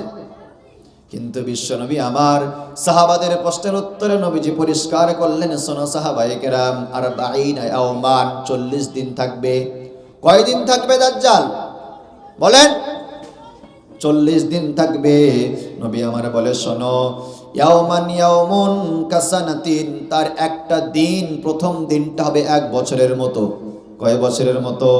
তখন এই যে সূর্য সকাল বেলা উঠলো, 12 ঘন্টা পরে যে ডুবে গেল, বিশ্বনবী আমার বলে, না, তখন সূর্য, দাজ্জাল আসার প্রথম ডেটে সূর্য উঠবে, কিন্তু সূর্য 1 বছর হতে যত সময় লাগে তত সময় পর সূর্য ডুববে। সাহাবায়ে কেরাম বললেন, ইয়া রাসূলুল্লাহ, তাহলে আমরা নামাজ কি করে পড়ব? এদিকে দাজ্জালের বায়ান চলছে, তো সাহাবায়ে কেরামরা নামাজের কথা বলেন নিয়ে ফার্স্ট টাইম নবীজির কাছে প্রশ্ন করে, ইয়া রাসূলুল্লাহ, আমরা নামাজ কি করে পড়ব? মানে সাহাবাদের মাথায় সব সময় সামনে যে জিনিসটা ছিল তার নাম কি? নামাজ, তাই না? নবীজি আমার বললেন, শোনো সাহাবায়ে কেরাম, যেমন তোমরা ঘন্টা চেঞ্জ করে করে নামাজ পড়ো, ঠিক 1 বছর যখন লং হবে, 1 বছর পর্যন্ত সূর্য ডুববে না, ওই 1 বছর পর্যন্ত তোমরা নামাজ ঠিক টাইম টু টাইম চেঞ্জ করে করেই পড়বে। বিশ্বনবী আমার বললেন, শোনো, দাজ্জালের আবির্ভাব হওয়ার প্রথম দিনটার সময় নেবে 1 বছর, এবং দ্বিতীয় দিনটার সময় নেবে ওয়ায়ামুন কাশাহারিন, 1 মাসের মতো সময় নেবে। তৃতীয় দিনটা হবে ওয়ায়ামুন কাজুমাতিন, 2 নাম্বার দিনটা হবে 1 সপ্তাহের মতো। 3 নাম্বার দিন নবীজি বললেন ওয়ায়ামুন কাজুমাতিন, 1 সপ্তাহের মতো সময় নেবে। দাজ্জাল যখন আবির্ভাব হবে, প্রথম দিনটা হবে 1 বছরের মতো, দ্বিতীয় দিনটা হবে 1 মাসের মতো, তৃতীয় দিনটা হবে 1 সপ্তাহের মতো। তারপরে নবীজি বললেন, ওয়াসাইরু আইয়ামিহু কাআইয়ামিকুম, তারপর থেকে 37 দিন যেটা আছে, ওই 37টা দিন এমনি তোমাদের দিন যেমন হয় তেমন হবে। হিসাব করে এখানে দেখতে গেলে দাজ্জাল পৃথিবীর মধ্যে 439 দিন থাকবে, 1 বছর 2 মাস 14 দিন। কতদিন? সময় হিসাবে দেখতে গেলে কতদিন থাকবে? 1 বছর 2 মাস 14 দিন। তাহলে দাজ্জাল কতদিন থাকবে সেটাও জানলাম। এবার আমরা জানবো দাজ্জালের শারীরিক গঠন সম্পর্কে। বুখারী শরীফের মধ্যে বিশ্বনবী বলেন 7128 নম্বর হাদিস, বিশ্বনবী আমার তিনি ঘুমের মধ্যে আছেন, নবীজিকে স্বপ্ন দেখানো হলো। ঈসা ইবনে মারইয়ামকে নবীজি স্বপ্নে দেখলেন। নবীজি বলেন ক্বালা আনা বাইনা আনা নাইমুন আতুফু বিল কাবা, আমি বিশ্বনবী ঘুমের মধ্যে স্বপ্নে দেখলাম আমি ওই কাবা শরীফটা তাওয়াফ করছি। হঠাৎ করে একজন ব্যক্তি আমার সামনে আসলো। ফাইদা রাজুলুন জাসিমুন আহমারু, একজন ব্যক্তি আমার সামনে আসলো যার শরীরটা হবে লাল বর্ণের। ওয়াজাদুর রাসি, এবং যার মাথার চুলগুলো হবে কোঁকড়ানো। তাহলে বলেন দাজ্জাল তার শরীরটা হবে কোন কালারের? কি কালার? লাল কালার। নবীজির ভবিষ্যৎবাণী দাজ্জাল সম্পর্কে মাথা থেকে পা পর্যন্ত নবীজি বললেন। 2 নাম্বার নবীজি বললেন শোনো, ওয়াজাদুর রাসি, এবং তার মাথার চুলগুলো হবে কোঁকড়ানো। এবং 3 নাম্বার নবীজি বললেন আওয়ারুল আইনি কান্নাহা আইনাহু ইনাবাতুন তাফিয়া, এবং তার চোখটা হবে ফোলা, যেমন আঙুরগুলো ফোলা ফোলা তোমরা দেখো, তার বাম চোখটা হবে তেমন ফোলা। তখন বিশ্বনবী বললেন হাযা দাজ্জাল, এটাই হলো দাজ্জাল। এটা কে? তাহলে বুঝে আসলে কি বললাম? নবীজি আমার এবারে বললেন শোনো, দাজ্জালের তো শরীর গঠন বললাম, এবার দাজ্জালের একটা বৈশিষ্ট্য আছে। সব মানুষ কিন্তু 2 চোখে দেখতে পায়, দাজ্জালের চোখ থাকবে, চোখটা আঙুরের ফলা আঙুরের মতো হয়ে থাকবে, দাজ্জাল কিন্তু দেখতে পাবে না। বুখারী শরীফের 7131 নম্বর হাদিসের মধ্যে আনাস রাদিয়াল্লাহু তাআলা আনহুকে নবীজি হাদিস শুনিয়েছেন। তিনি বলেন, বিশ্বনবী বললেন মা বুইসান নবিয়্যু ইল্লা আনযরা উম্মাতাহুল আ'ওয়ারুল কাযযাব, এমন কোন নবী পৃথিবীর জমিনে নাই যে নবী তার উম্মতকে ওই কাযযাবের ব্যাপারে সতর্ক করে নাই। নবীজি বলেন আলা ইন্নাহু আ'ওয়ারু, শোনো ওই দাজ্জাল হবে কানা, ওয়া ইন্না রাব্বুকুম লাইসা বিআওয়ার, এবং তোমাদের রব সে কানা হয় না। মানে দাজ্জাল এসে খোদাই দাবি করবে, কম ইমানদার যারা থাকবে তারা দাজ্জালকে রব বলে মানবে। তাই বিশ্বনবী আমার তখন বললেন শোনো সাহাবায়ে কেরাম, তোমরা যেন তার জালে পা দেবে না। সে বলবে আমি তোমাদের রব, কিন্তু আমি বিশ্বনবী তোমাদেরকে বললাম আলা ইন্নাহু আওয়ারু ওয়া ইন্না রাব্বাকুম লাইসা বিআওয়ার, সে দেখবে অন্ধ কিন্তু তোমাদের রব তো অন্ধ নয়। ওয়া ইন্না বাইনা আইনাইহি মাকতুবাতুন কাফিরুন, এবং তার 2টা চোখের মাঝখানে অর্থাৎ কপালে দেখা লাগবে কাফির লেখা আছে। ওই কাফির লেখাটা সবাই পড়তে পারবে, যারা শিক্ষিত হোক অথবা মূর্খ হোক। ওই কাফির লেখাটা পড়ার জন্য একমাত্র শর্ত লাগবে পাক্কা মুমিন হওয়া। কি হতে হবে বলেন? শুধু এটা তো শুনলেন যে দাজ্জালের বডিটা কেমন হচ্ছে, দাজ্জালের কাজগুলো আবার শুনে দেখেন। নবীজির হাদিস কি সুন্দর আমাদের জানিয়ে দিচ্ছে। বিশ্বনবী আমার বললেন শোনো, যখন দাজ্জাল দুনিয়ার মধ্যে চলে আসবে, হয়তো মানুষ ভাবছে হয়তো বিশাল একটা দানব আকৃতির মানুষ আমাদের সামনে আসবে, ওখানে ফিতনা ছড়াবে, আমরা আমাদের ঘরে থাকবো, আমরা আমাদের জায়গায় থাকবো, হয়তো ভুল করে বাড়িপুরের ও সাইড থেকে চলে যাবে, হয়তো আমাদের মল্লিকপুরে ঢুকবে না, এমন হয়তো অনেকে ভাবছে। বিশ্বনবী আমার বলে ওটা তো দূর কি বা, এখন ভালো করে শোনো দাজ্জাল সাথে কি আনবে। বুখারী শরীফের 7130 নম্বর হাদিস, আন হুযাইফা আনিন নবী সাল্লাল্লাহু আলাইহি ওয়াসাল্লাম قال في الدجال ان معه ماء ونار فناره ماء بارد وماؤه نار قال ابو سعيد انا سمعت من رسول الله صلى الله عليه وسلم। ওই দাজ্জাল যখন আসবে, দাজ্জাল আসার পরে দাজ্জাল তার হাতে জান্নাত আর জাহান্নাম নিয়ে আসবে। কি নিয়ে আসবে? দাজ্জাল আসবে, তার এক পাশে জান্নাত আর এক পাশে জাহান্নাম নিয়ে ঘুরে বেড়াবে। বিশাল আকৃতির জাহান্নাম, বিশাল আকৃতির জান্নাত নিয়ে সে ঘুরে বেড়াবে। নবী আমার বলেন ওই দাজ্জাল আসার পরে মানুষদের যেখানে যেখানে যাবে গিয়ে বলবে আমাকে রব বলে স্বীকার করো, আমাকে খোদা বলে মানো, আমাকে রব বলে মানো, নচেৎ তোমাদেরকেই আমার জাহান্নামায় দিয়ে দেব। নবী আমার বলেন শোনো, ওয়ানারুহু মাউন, তার যে আগুন সেটা কিন্তু আগুন নয়, সেটা হচ্ছে মাউন বারিদুন, ঠান্ডা পানি, অর্থাৎ জান্নাতের মতো ব্যবস্থাপনা। যে তাকে রব বলে স্বীকার করবে, খোদা বলে স্বীকার করবে, তাকে সে খুশি করে তার ওই জান্নাতে দেবে। কিন্তু আসলেই তার জান্নাতটা জান্নাত নয়, আসলে তার জান্নাতটা হলো জাহান্নাম। আর যে তাকে খোদা বলে মানবে না, তাকে সে নিয়ে জাহান্নামায় দেবে। কিন্তু ওই জাহান্নামটা জাহান্নাম নয়, জাহান্নামটা হবে কি বলেন? জান্নাত। বিশ্বনবী আমার বলেন শোনো, শুধু এই কারিশমা নয়, বরং দাজ্জাল সাথে আরো কি আনবে। বুখারী শরীফের 7122 নম্বর হাদিস। আন মুগীরা ইবনে শু'বা রাদিয়াল্লাহু তাআলা আনহু মা সাআলা আহাদুন নবী সাল্লাল্লাহু আলাইহি ওয়াসাল্লাম, নবীর সাহাবী বর্ণনা দেন, একটা ব্যক্তি নবীকে জিজ্ঞাসা করছেন আনি দাজ্জাল, দাজ্জালের ব্যাপারে। আকসারা মা সাআলতুহু ওয়া ইন্না ক্বালি মা ইয়াদুররুকা মিনহু, দাজ্জালের ব্যাপারে ওই সাহাবী বিশ্বনবীকে এত প্রশ্ন করেন, নবীজি বলেন মা ইয়াদুররুকা মিনহু, তোমার কি হয়েছে, তোমার কোনো সমস্যা হয়েছে নাকি, তুমি কি দাজ্জালকে দেখে ফেললে নাকি? সাহাবী আমার, তুমি দাজ্জালের ব্যাপারে কেন এত প্রশ্ন তুমি আমাকে করো? তখন সেই ব্যক্তি বলছে ইয়া রাসূলুল্লাহ, কুলতু লিআন্নাহুম ইয়াকুলুনা ইন্না মাআহু জাবালুন খুবজিন ওয়া নাহরান মাইন। ইয়া রাসূলুল্লাহ, আমি শুনেছি অনেক মানুষের মুখ থেকে, মানে ইহুদিদের বড় বড় আলেমদের মুখ থেকে শোনা, ওই দাজ্জাল যখন আসবে তার সঙ্গে নাকি রুটির পাহাড় থাকবে, খাদ্য রুটির পাহাড় থাকবে, এবং তার সাথে পানির নহর তার সঙ্গে সঙ্গে যাবে। রাসূল আমার বললেন ক্বালা হুয়া আহওয়ানু আলাল্লাহি মিন যালিক, এটা আমার আল্লাহর কাছে কোনো কঠিন ব্যাপার নয়, সহজ ব্যাপার। তার মানে বোঝা গেল দাজ্জাল যখন আসবে একা হাঁটবে না, জান্নাত জাহান্নামের মতো ব্যবস্থাপনা নিয়ে হাঁটবে, এবং তার সঙ্গে থাকবে রুটির পাহাড়, এবং তার সঙ্গে থাকবে এদিকে নহর অথবা ঝর্ণা, বিশাল পানি নিয়ে হাঁটবে এবং বিশাল রুটির পাহাড় নিয়ে হাঁটবে।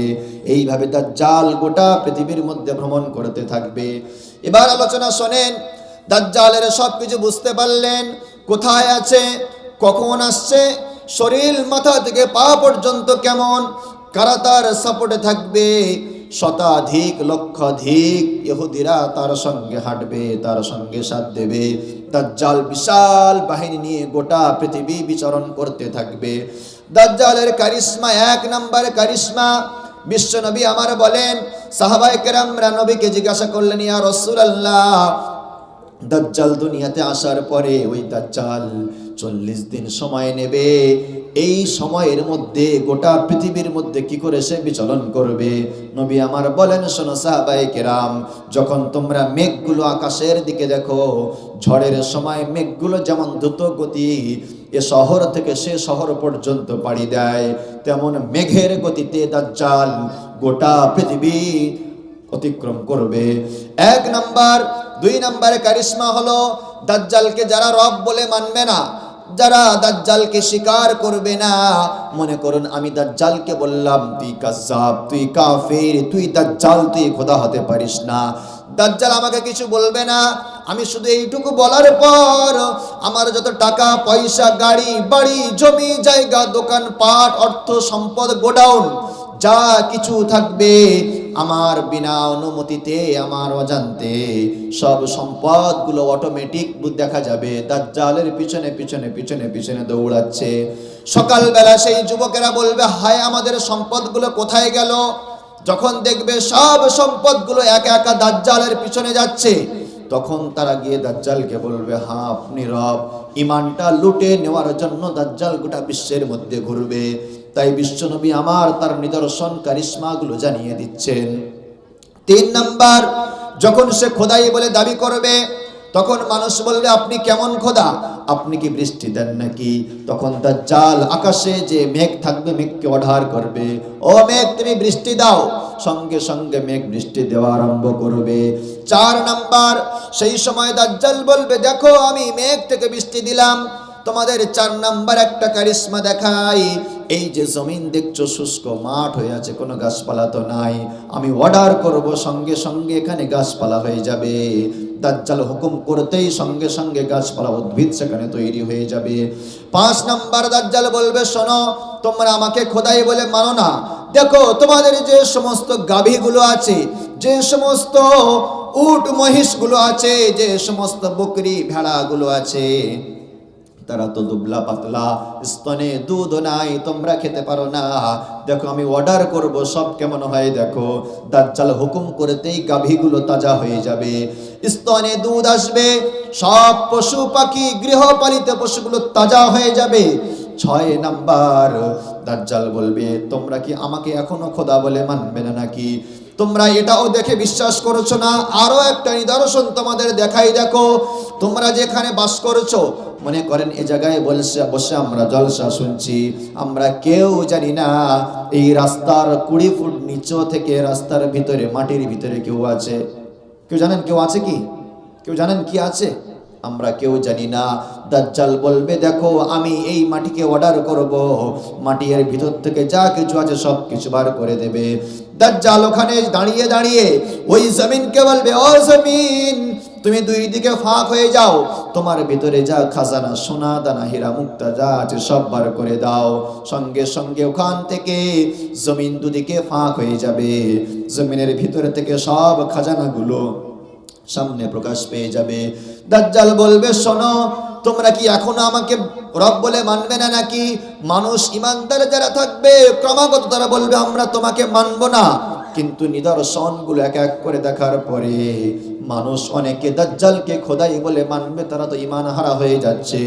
এমনকি বিশ্বনবী বলেন, শুধু কোনো ব্যক্তি বিশেষ ব্যক্তির সম্পদ নয়, গোটা বিশ্বের মধ্যে যত সম্পদ থাকবে, তোমরা যেমন করে নবীজি একদম হাদিসের মধ্যে বললেন, তোমরা যেমন করে দেখো রানী মৌমাছি যখন ওড়ে, ওই রানী মৌমাছির পিছনে শত শত মৌমাছি তারা কেমন তারা অনুসরণ করে যায়। আমি নবীজি বললাম, শোনো ওই দাজ্জাল যাবে দুনিয়ার জমিন থেকে হাঁটবে, আর গোটা দুনিয়ার সব সম্পদগুলো তার পিছনে পিছনে যাবে, এইভাবে গোটা দুনিয়া বিচরণ করবে। তারা বলবে, আরে দাজ্জাল এটাও তোমার জাদু হতে পারে। এই বলার পরে দাজ্জাল বলবে, 8 নাম্বার কারিশমা দেখাবো নাকি? তখন বলবে, দেখো খোদা আমি কিনা প্রমাণ করে দেখাচ্ছি তোমাদের, আমি জীবিত করতে পারি, আমি মৃত করতে পারি, আমি মানুষকে জান দিতে পারি, জান নিতেও পারি। তখন দাজ্জাল একটা যুবককে ডাকবে, ডেকে বলবে, বলো আমি তোমার খোদা কিনা? সেই যুবক তখন বলবে, না না তুমি খোদা নয়। দাজ্জাল বলবে, আমি তোমাকে হত্যা করে ফেলবো। বলে, হত্যা করে ফেলো, তবুও তুমি খোদা নয়। তখন দাজ্জাল তাকে ধরবে, ধরে গলা চেপে মাটিতে জমিনে ফেলে রাখবে। রাখার পরে বলো, এখনো আমি তোমার খোদা কিনা, নত তোমাকে শেষ করব। বলবে, না তুই খোদা নয়, তুই হলি কাজ্জাব, দাজ্জাল অভিশপ্ত কাফির। দাজ্জাল বলবে, তোকে হত্যা করে ফেলবো। এবার তার গলায় ছুরি লাগানো হবে এবং বলা হবে, এবারও স্বীকার কর। তখনও স্বীকার করবে না। শেষ পর্যন্ত দাজ্জাল তাকে টুকরা টুকরা করে দেবে। সব মানুষ অবাক হয়ে থাকবে। দাজ্জাল বলবে, দেখবে আমার কারিশমাটা। বলার পরে ওই দাজ্জাল সেই ব্যক্তিটাকে বলবে, কুম, দাঁড়িয়ে যাও। ওই টুকরা টুকরা গোস্তগুলো জোড়া লেগে লেগে সঙ্গে সঙ্গে একটা আস্ত মানুষ হয়ে দাঁড়িয়ে যাবে। এই নিদর্শন দেখে বহু মানুষ তারা ভাববে, সত্যিকার তো তাই, সত্যিকার তো তাই। এই যে নিদর্শনগুলো দেখছি আমরা, এই নিদর্শন তো কেউ দেখায়নি পৃথিবীর জমিনে। কারণ শোনো মুসলমান, আমার একটা কথা ভালো করে বলি, আমাদের মধ্যে কারা ঈমান হারা হবে দাজ্জালের সম্মুখীন যদি হয়? আল্লাহ না করুন। দাজ্জালের সম্মুখীন হলে কেমন ঈমান হারাটা হবে দেখেন। আপনারা অনেক সময় সার্কাস দেখেছেন? সার্কাসে অনেক কিছু সিন দেখানো হয় না? আমাদের জীবনে আমরা তো দেখিনি, শুনি, বা যতটুকু দেওয়ালে ছবি আঁকা থাকে দেখি, বা লোকের মুখ থেকে শোনা আমাদের, যে সেখানে মানুষ কেটে আবার জুড়ে দেয়, তাই না? মাথা কেটে নিয়ে বল খেলা করছে, কেটে টুকরা টুকরা করছে, অনেক কিছু কারিশমা দেখায়। তো আপনি বলেন, ওখানে যদি 1000 মানুষ বসে থাকে, প্রায় 990 জন মানুষের চোখে পানি চলে আসে না? তাদের মনটা কেঁপে ওঠে না? আসে কিন্তু। তার মানে বোঝা গেল কি, যে ওরা ভিতরে ভিতরে সেটাকে সত্যি সত্যি একটা ভাবমূর্তি প্রকাশ করেছে। যখন আপনি দেখবেন যে আপনার ছেলেটাকে জীবন্ত মেরে দেওয়া হচ্ছে, আপনি তাকে রব বলে স্বীকার না করার কারণে, তখন আপনি আর থাকতে পারবেন? যাই হোক, তাকে মেনে নি। বিশ্বনবী বললেন, শোনো, দাজ্জাল পৃথিবীর জমিনে এত ক্ষমতা, এত ক্ষমতা, এত ক্ষমতা নিয়ে থাকবে, এই গোটা বিশ্বের মধ্যে অত ক্ষমতা কাউকে কোনোদিন দেওয়া হয় নাই। এইভাবে সে প্রায় গোটা বিশ্বের মধ্যে প্রত্যেকটা দেশ, প্রত্যেকটা রাজ্য, প্রত্যেকটা শহর, প্রত্যেকটা গ্রাম, প্রত্যেকটা নগর সে ঘুরে বেড়াবে, মানুষের ঈমান নষ্ট করে করে করে করে শেষ পর্যন্ত সে চলে যাবে মদিনার কাছে। কোথায় চলে যাবে? মদিনায়। দাজ্জাল যখন মদিনার কাছে যাবে, বিশ্বনবীর হাদিস সুন্দরভাবে নবীজি বললেন, বুখারী শরীফের 7124 নম্বর হাদিস, নবীজি আমার বলেন, ইয়াজিউদ দাজ্জালু হাত্তা ইয়ানজিলা ফি নাহিয়াতিল মদিনা। বিশ্বনবী আমার বললেন, শোনো, যখন দাজ্জাল গোটা বিশ্বের মধ্যে ভ্রমণ করতে করতে যখন মদিনার কাছে আসবে, ওই সময় মদিনার মধ্যে একটা ভূমিকম্প হবে। সুম্মা তারজুফুল মদিনা, মদিনাতে ভূমিকম্প হবে। সালাসারা জাফাতিন, তিনবার ওই মদিনার ভূমিটা কেঁপে উঠবে। ফায়াখরুজু ইলাইহি কুল্লু কাফিরিন মুনাফিকিন, ওই মদিনার ভূমিটা তিনবার এত গতিমাত্রায় কাঁপবে। সেই সময় তো চতুর্দিকে মানুষ আতঙ্কে থাকবে, দাজ্জাল তো চলে এসছে। মদিনার মানুষ মদিনাতে থাকবে, তারা বার হবে না, ঈমানদাররা বার হবে না। কিন্তু যখন ওই ভূমিকম্প গোটা মদিনাকে হেলিয়ে দেবে, কাফের আর মুনাফিক যারা হবে, তারা ওই মদিনা ছেড়ে বার হয়ে চলে যাবে। তারা ভাববে, হয়তো এই পৃথিবীর প্রেক্ষাপটে যা অবস্থা দেখতে পাচ্ছি, হয়তো আমাদের মদিনাটাও তলিয়ে যাবে। কিন্তু রাসূলের হাদিস যারা জানে, ওই মদিনার মধ্যে শয়তান দাজ্জাল প্রবেশ করতে পারবে না। বিশ্বনবী আমার বললেন, তিনবার কম্পন দেবে মদিনা।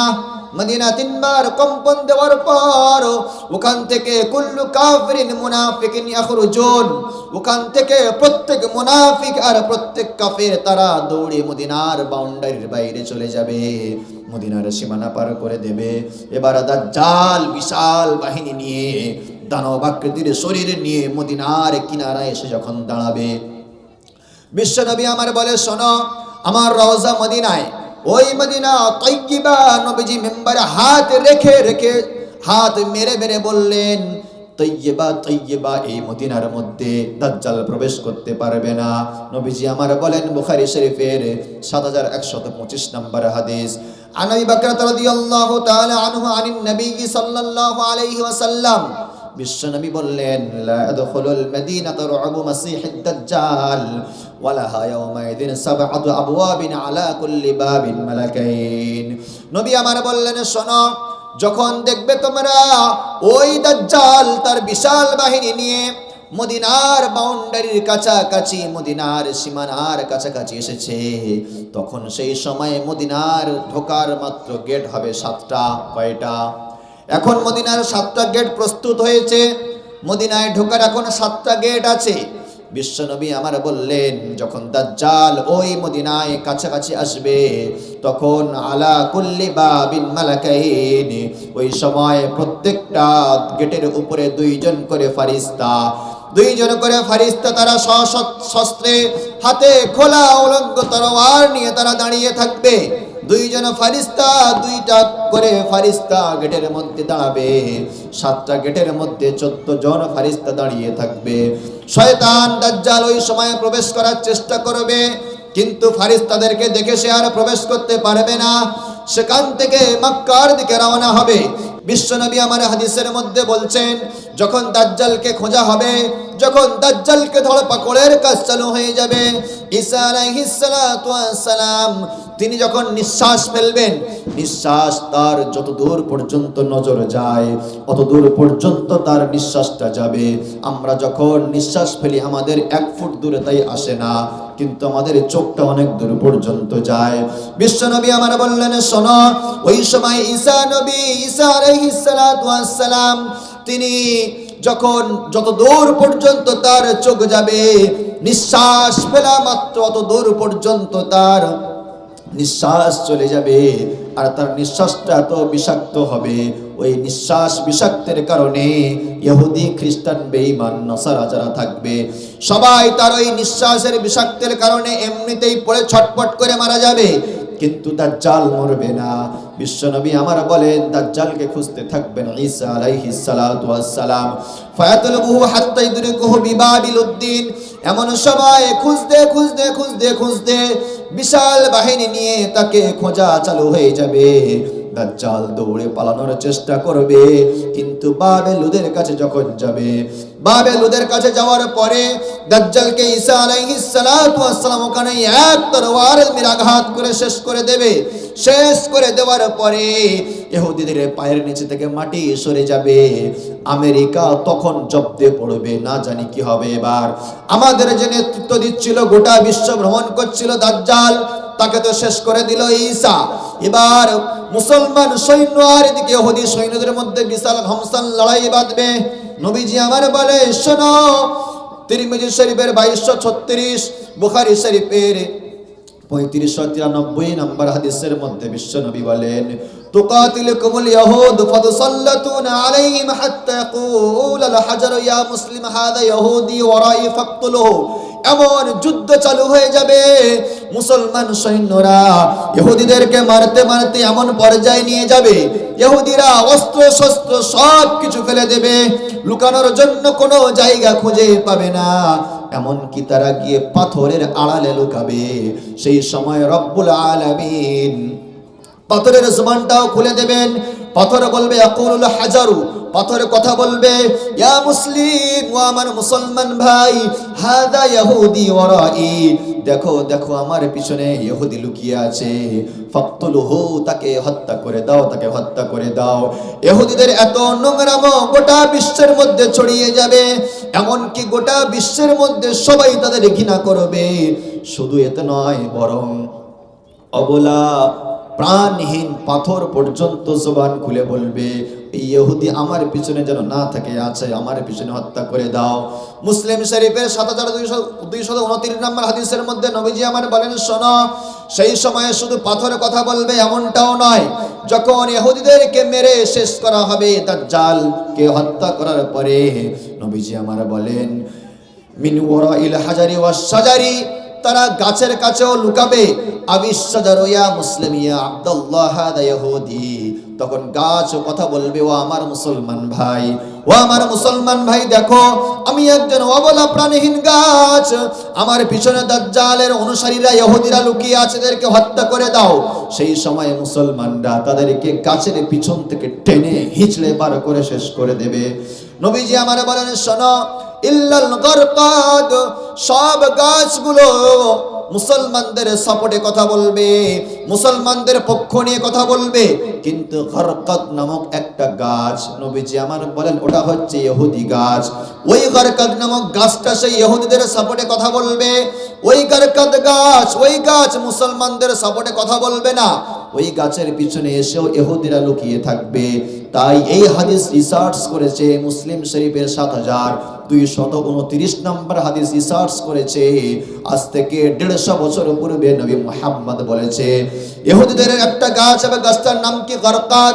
ওই গাছ ছাড়া সব গাছ ইহুদিদের বিপক্ষে কথা বলবে। তাই এখন নেতানিয়াহুর প্রশাসন, তার দেশের জনগণ বেশি বেশি গারকাদ গাছ ইহুদি রাষ্ট্রে লাগানো শুরু করেছে। তবুও গাছ লাগিয়ে তারা পার পেয়ে যাবে বলেন? এবার বিশ্বনবী সাল্লাল্লাহু আলাইহি সাল্লামের ব্যাপারটা তো শুনলাম, নবীজি আমার সুন্দরভাবে বললেন এখানে শেষ হয়ে গেল ইহুদি। ইহুদি শেষ হয়ে যাওয়ার পরে রব্বুল আলামিন বলেন ফায়ালবাসু কাযালিকা মা শাআল্লাহ। ইহুদিরা শেষ হয়ে যাওয়ার পরে দাজ্জাল চলে গেল, ইহুদি চলে গেল, ইসরায়েলের ক্ষমতা চলে গেল, আমেরিকার ক্ষমতা চলে গেল, যুক্তরাষ্ট্রের ক্ষমতা চলে গেল, যুক্তরাজ্যের ক্ষমতা চলে গেল। এবার নেতৃত্ব দেবেন ঈসা আলাইহিস সালাতু ওয়াস সালাম। তিনি একাধারে তখন থেকে নিয়ে তিনি 40 বছর পর্যন্ত নেতৃত্ব দেবেন। 40 বছর পর্যন্ত তিনি নেতৃত্ব দেবেন। গোটা বিশ্বের মধ্যে তিনি ইসলামের পতাকা উত্তোলন করবেন এবং তিনি ইসলামী শাসন চালু করবেন। এমন ভাবে চালু করতে করতে এরপরে আলামত আসবে ইয়াজুজ আর মাজুজ। কারা? আচ্ছা, একটু পিছন থেকে রিপ্লাই করছি। প্রথমের কে আসবে বলুন তো? ইমাম মাহদি। কথা বলেন, প্রথমে আসবেন কে? দ্বিতীয় নম্বরে আসছে কে? দাজ্জাল। তৃতীয় নম্বরে আসছে কে? ঈসা আলাইহিস সালাম। তিনজনের ইতিহাস শেষ হলো মোটামুটি। ঈসা আলাইহিস সালাতু ওয়াস সালাম তিনি এসে 40 বছর রাজত্ব করবেন। তার রাজত্ব চলবে, তিনি খেলাফতি শাসনের মধ্যে থাকবেন। হঠাৎ করে একদিন রব্বুল আলামিন বলবেন, ইয়াবআসুল্লাহু ইয়াজুজ ওয়া মাজুজ। আল্লাহ ইয়াজুজ আর মাজুজ পাঠিয়ে দেবেন। আল্লাহ আচমকায় পাঠাবেন না। সেই সময় ঈসা আলাইহিস সালাতু ওয়াস সালাম তিনি গোটা বিশ্বের মধ্যে মুসলমানদের এক প্ল্যাটফর্মে দাঁড় করাবে। তখন যে জায়গাগুলোতে এখন মসজিদ ভেঙে মন্দির তৈরি হয়, তখন সব পৃথিবীর মধ্যে একমাত্র ইসলামী খেলাফত চলবে। তাই দেখেন গোটা বিশ্বের মুসলমান এরা ভেবেছে যে আমরা জীবনে পরাজয় হব না। এই পৃথিবীটা যিনি বানিয়েছেন তিনি কে? চিল্লা বলেন, তিনি কে? সবার বলতে হবে, এই পৃথিবীর মালিক যিনি তিনি কে? এই পৃথিবীর জমিনে যত আল্লাহর ঘর আছে সব ঘরের মালিক যিনি তিনি কে? এই পৃথিবীতে রাজত্ব চলবে কার? এই পৃথিবীর জমিনে মাহশার ময়দানে গোটা বিশ্বের মানুষের হিসাব যিনি নেবেন তিনি কে? আল্লাহ। তো মুসলমান দেখবেন কোন সংঘাতের সময়, এই যে এখন হামাসের সঙ্গে লেগেছে ইসরায়েলের সেনাবাহিনী, তারা বলছে, আমরা নিউজ দেখি, নিউজের কথা বলছি, তারা বলছে আমরা যাব না, আমাদের মস্তিষ্ক কাজ করছে না। হঠাৎ করে তারা আসে, কিভাবে তারা ভূতের মতো আক্রমণ করে দিয়ে চলে যায়। তারা নিজেরা আত্মহত্যা করছে, তারা যুদ্ধে যেতে চাইছে না।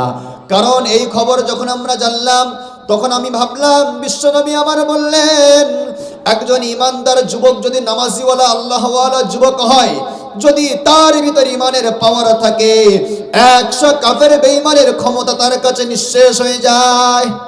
কি হয়ে যায়? শেষ হয়ে যায়। একজন মুসলমান দাঁড়াবে আর 100 কাফের বেঈমান দাঁড়াবে। নবীজি বলেন একজন মুসলমান 100 জনের জন্য কাফি। সুবহানাল্লাহি ওয়া বিহামদি।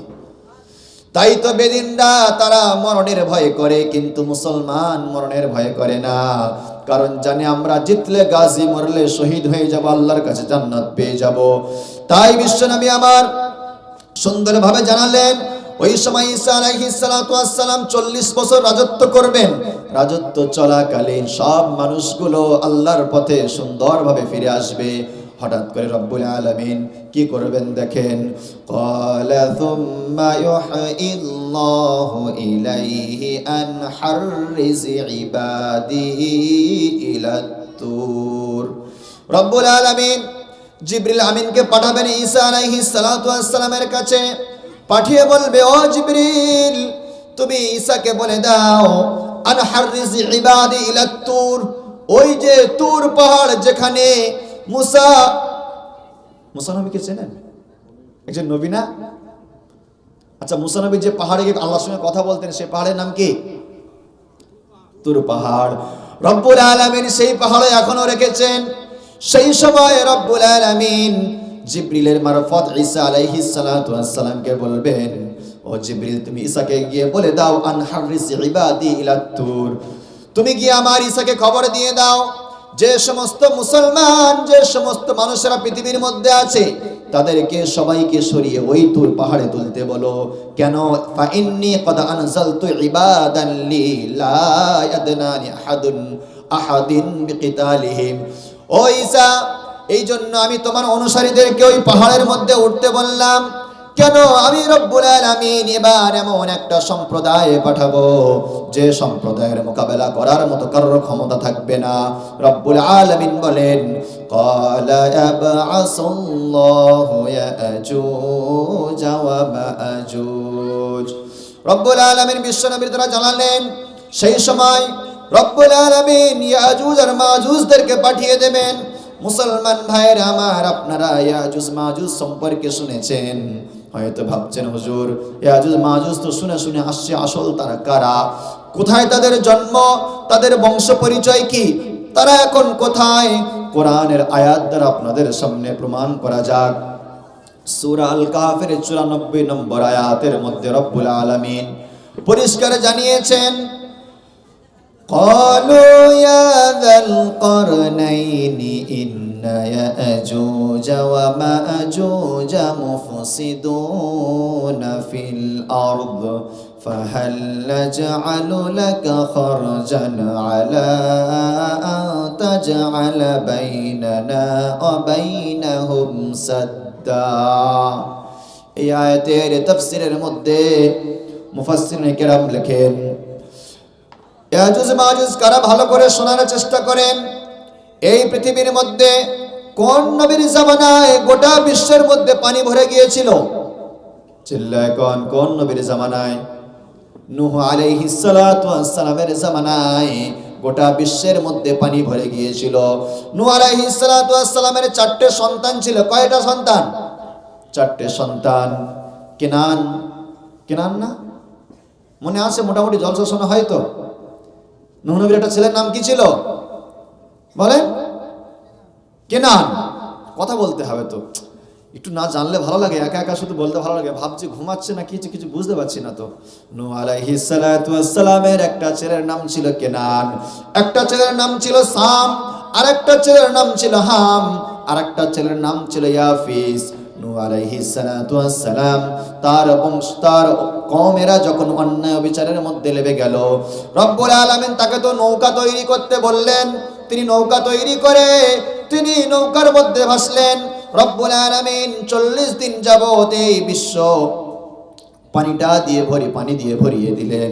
40 দিন পর তার নৌকা আবার নিচে নামলো, অন্য ইতিহাসের দিকে যাবে। কিনান কিন্তু ওই নৌকায় ওঠেনি।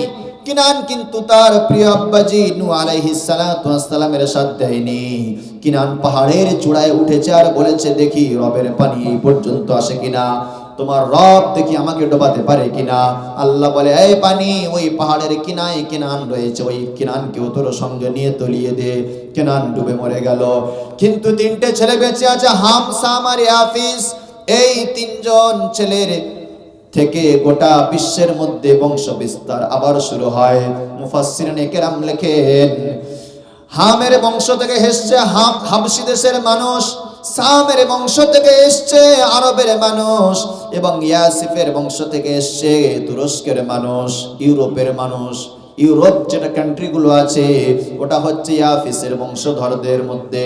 মুফাসসিরিন কেরাম লিখছেন, ওই ইয়াফিসের বংশধরের পূর্বপুরুষরা তারা এত ক্ষতি খারাপ করত, মানুষকে হত্যা করত, মানুষের সম্পদগুলো লুণ্ঠন করত।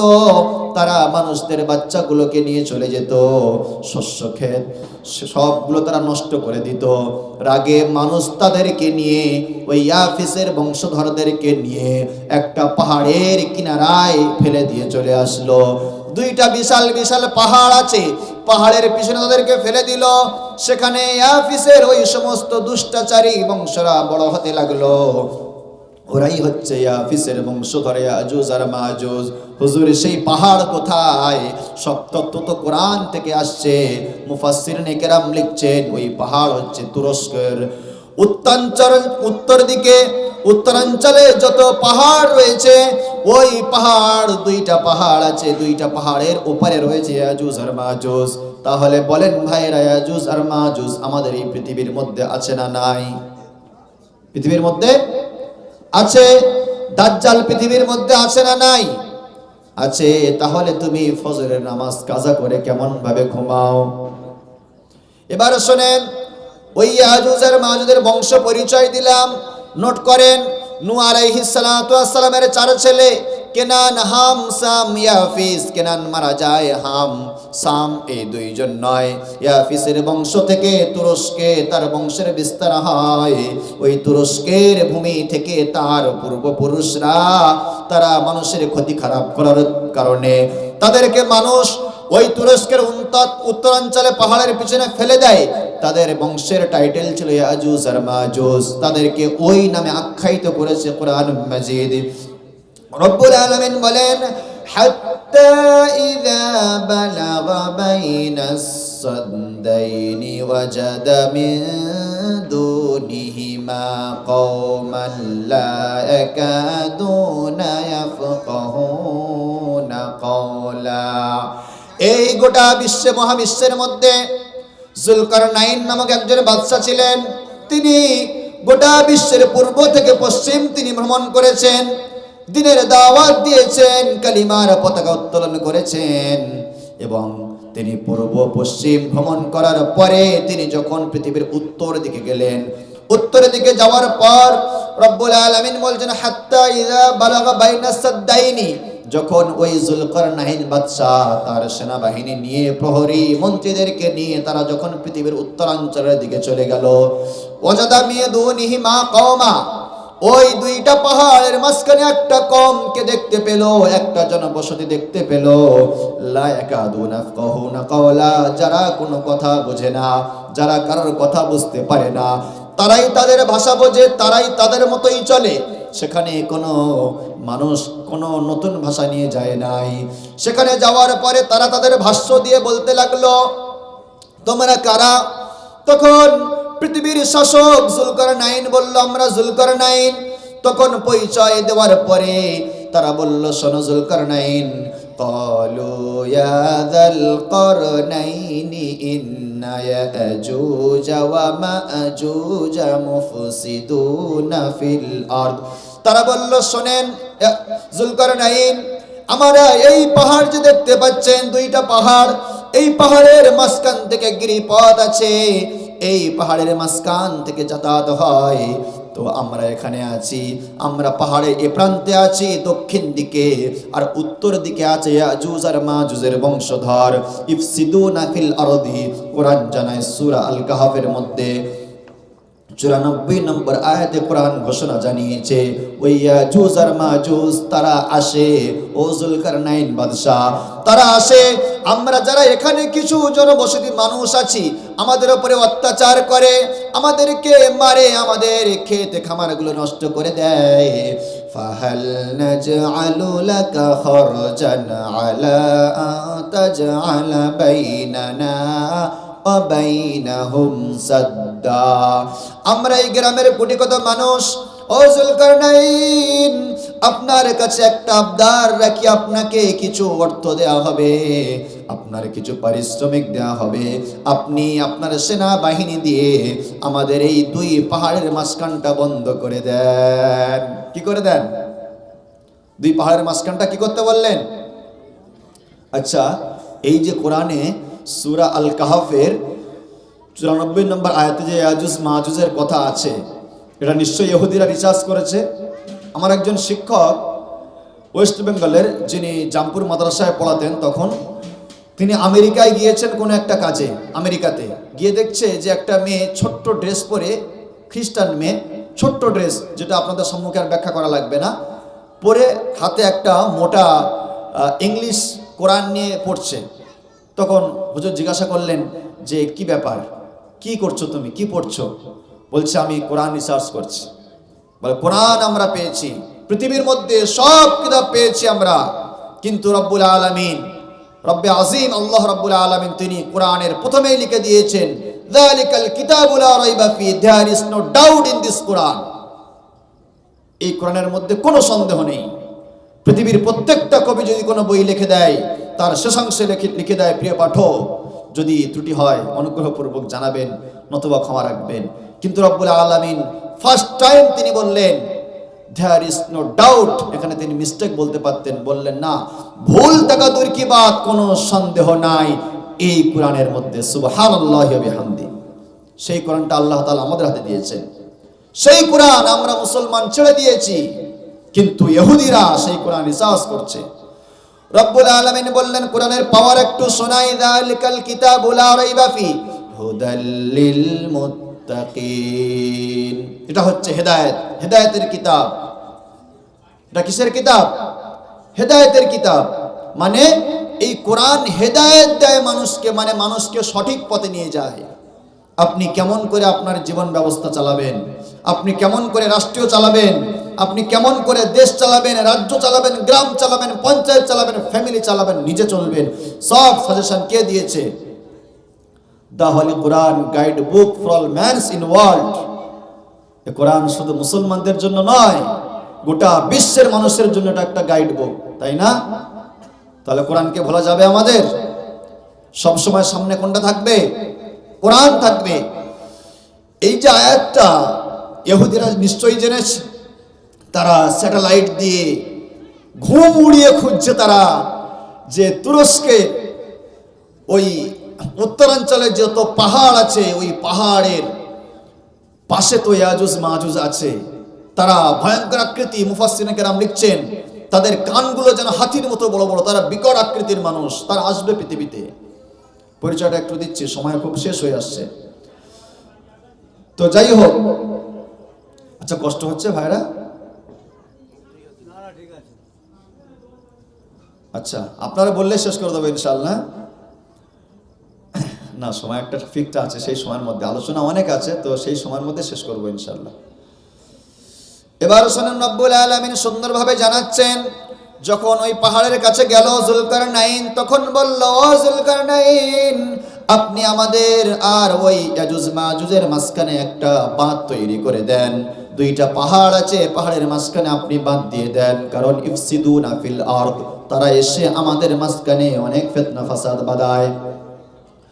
তখন তিনি বললেন, যুলকারনাইন তিনি বললেন, ক্বালা মা মাক্কান্নী ফীহি রাব্বি খায়র ফাআইনুনি বিকুওয়াতিন আজআল বাইনাকুম ওয়া বাইনাহুম রাদমা। তিনি সেই সময় বলতে পারতেন, ঠিক আছে আমার কত দেবে বলো, তিনি কিন্তু বলেন নাই। তিনি বললেন, শোনো আমার দেশের মানুষ, মাক্কান্নী ফীহি রাব্বি খায়র, আমার রব আমাকে সুন্দর জায়গায় রেখেছেন, তোমাদের থেকে অনেক অর্থ আমার আছে। এটাই তো আমি বললাম, আপনি রাষ্ট্র কেমন ভাবে চালাবেন সেটা কোরআন জানিয়েছে।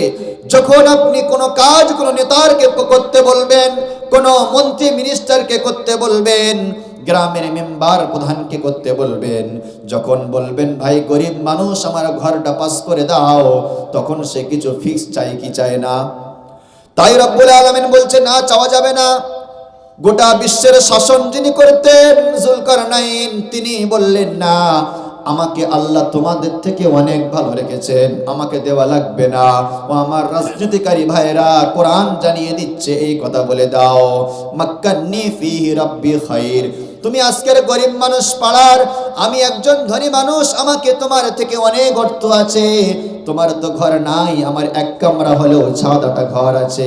আমার এই ঘরের টাকা ঢুকলে আর 10,000 আমাকে দেওয়া লাগবে না, তুমি ভালো করে ঘরটা করো, তোমার ছেলেটাকে মেয়েটাকে লেখাপড়া শেখাও।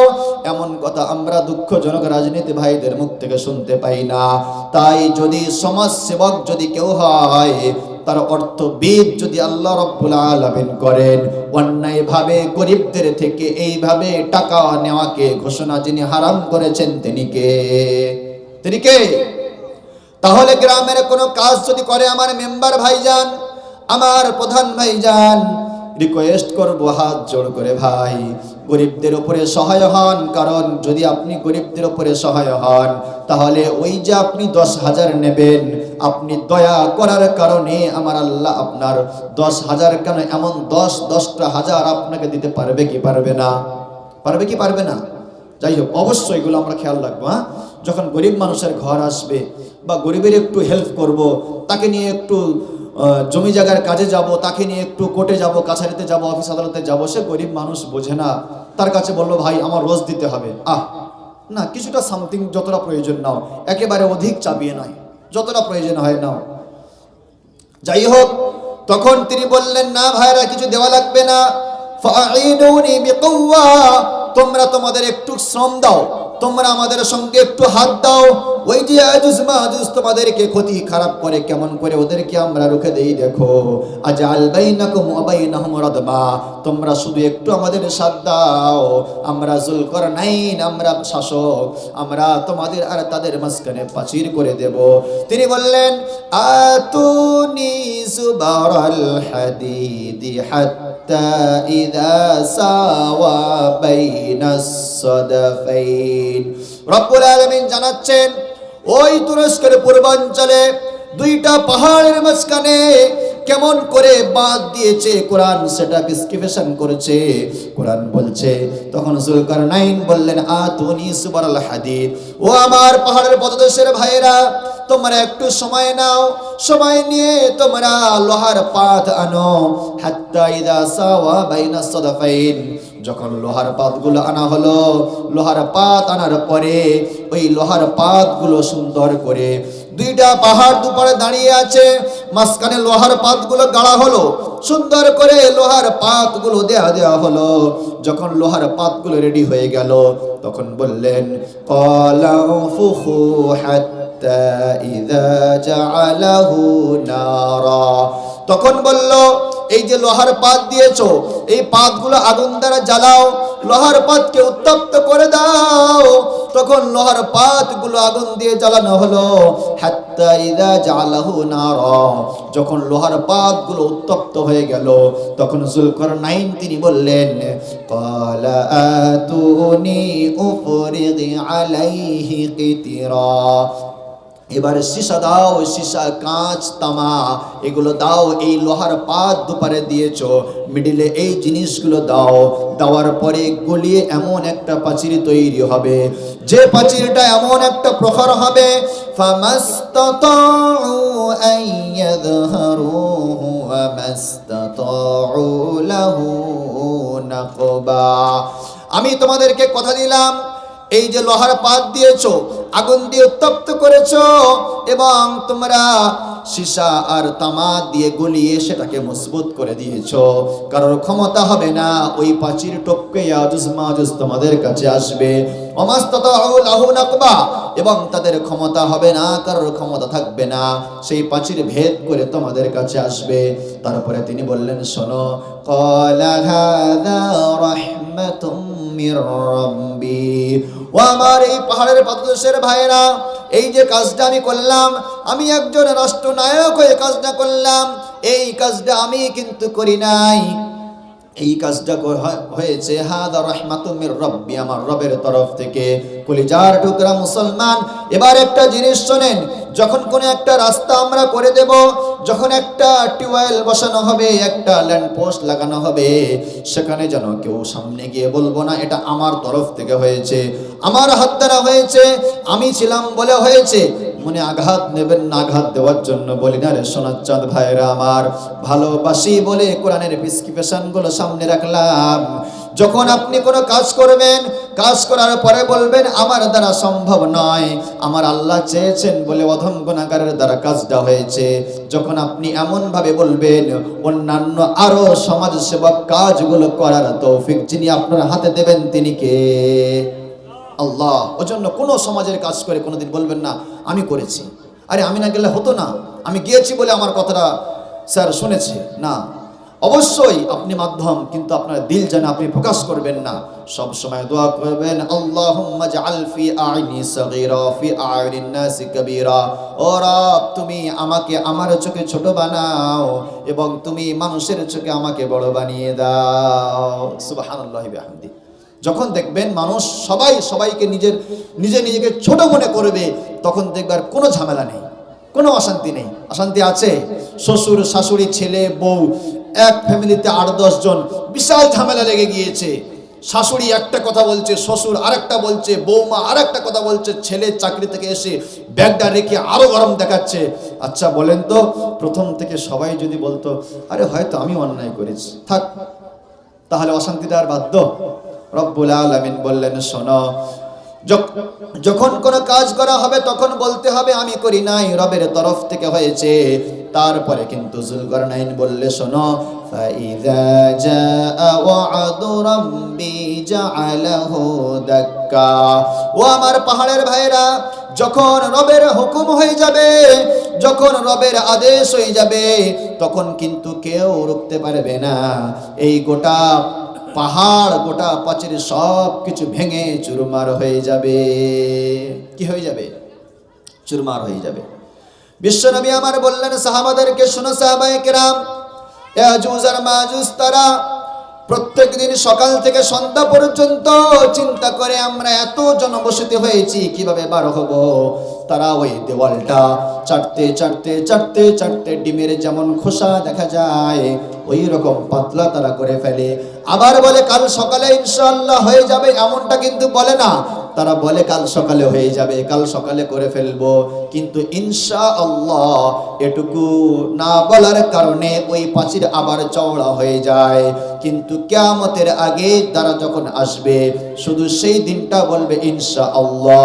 ইনশাআল্লাহ বলার কারণে প্রাচীর যেমন ছিল তেমন থাকবে, তারা দুনিয়ার মধ্যে চলে আসবে। বিশ্বনবীর হাদিস থেকে আমরা এবারে জানবো তারা আসার পরে কোন কোন ক্ষতিগুলো দুনিয়ার মধ্যে বিরাজমান হবে। রব্বুল আলামিন সূরা আম্বিয়ার 96 নম্বর আয়াতে বলেন, হাত্তা ইযা ফুতিহাত ইয়াজুজ ওয়া মাজুজ ওয়া হুম মিন কুল্লি হাদাবিন ইয়ানসিলুন। ও বিশ্বের মানুষ ভালো করে শোনো, যখন দেখবে ইয়াজুজ আর মাজুজ আসবে, যেমন উঁচু থেকে পানি দিলে নিচের দিকে চলে আসে, তেমন ঠিক ইয়াজুজ আর মাজুজ তারা যেন সবাই উঁচুর দিক থেকে নামবে। ভাইরা বলেন তো, ঈসা আলাইহিস সালাতু ওয়াস সালাম তার অনুসারীদেরকে নিয়ে এখন তিনি তুর পাহাড়ে অবস্থান করেছেন। এবার দুনিয়ার মধ্যে চলে আসলো ইয়াজুজ আর মাজুজ। বিশ্বনবী আমার বলেন, শোনো, আমি আরবি ইবারত বাদ দিয়ে বাংলাগুলো বলে আসছি, কলিজার টুকরা মুসলমান রাত তো হয়েছে। এক নাম্বার তাদের ব্যাপার, নবীজি বলেন যখন ইয়াজুজ মাজুজকে ছেড়ে দেওয়া হবে তুরস্কের উত্তরাঞ্চল থেকে, তখন তারা প্রথমে আসবে সিরিয়ার তবারিয়া, বুহাইরাতুত তবারিয়া, যে সাগরের কথাটা দাজ্জাল জিজ্ঞাসা করেছিল, ওই সাগরের মধ্যে প্রথম আসবে।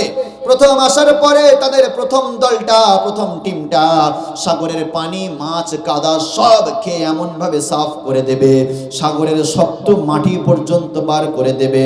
দ্বিতীয় দলটা যখন আসবে তারা বলবে হয়তো জীবনে এখানে কোনো পানি ছিল না। কি ছিল না? কোনো পানি ছিল না। আল্লাহু আকবার। ভেবেছেন কোনোদিন কোনো একটা, আপনারা সবাই বসে আছেন এখানে, পুকুরের পানি সবাই খেতে পারবেন? সম্ভব? কিন্তু রব্বুল আলামিন তাদের ক্ষমতা দেখাচ্ছেন, আল্লাহ না করুক তারা যদি আমাদের বেঁচে থাকার সময় চলে আসে আমরা সামাল দিতে পারবো না। দুই নম্বর বিশ্বনবী বলেন তারা ওখান থেকে বার হবে, বার হয়ে গোটা পৃথিবীর মধ্যে বিচরণ করবে। যেখানে যাবে গাছপালা, পশু পাখি সব তারা শেষ করে দেবে, কিছুই থাকবে না। গোটা পৃথিবী তারা শুনশান করে দেবে। তারা এত পরিমাণে আসবে, গোটা পৃথিবী তাদের দ্বারা পুরো একদম প্যাকড আপ হয়ে যাবে, কোনো জায়গা থাকবে না। তারা গোটা পৃথিবীর মধ্যে খুন খারাপি নয়, তারা তাহাস নাহাস করে দেবে, সব কিছু তারা খেয়ে ফেলবে। সমুদ্রের একটা পানিও থাকবে না, গাছের একটা কাঁচা পাতাও থাকবে না। এমনকি এমন করতে করতে করতে করতে তারা তাদের শেষ অভিযান বাইতুল মুকাদ্দাসের কাছে জেরুজালেমে গিয়ে শেষ করবে। ওখানে তারা গিয়ে বলবে, দেখো এই পৃথিবীর মধ্যে কোনো মানুষ নাই, কোনো জীব নাই, কেউ নাই, কেবলমাত্র আমরা ইয়াজুজ আর মাজুজ আছি।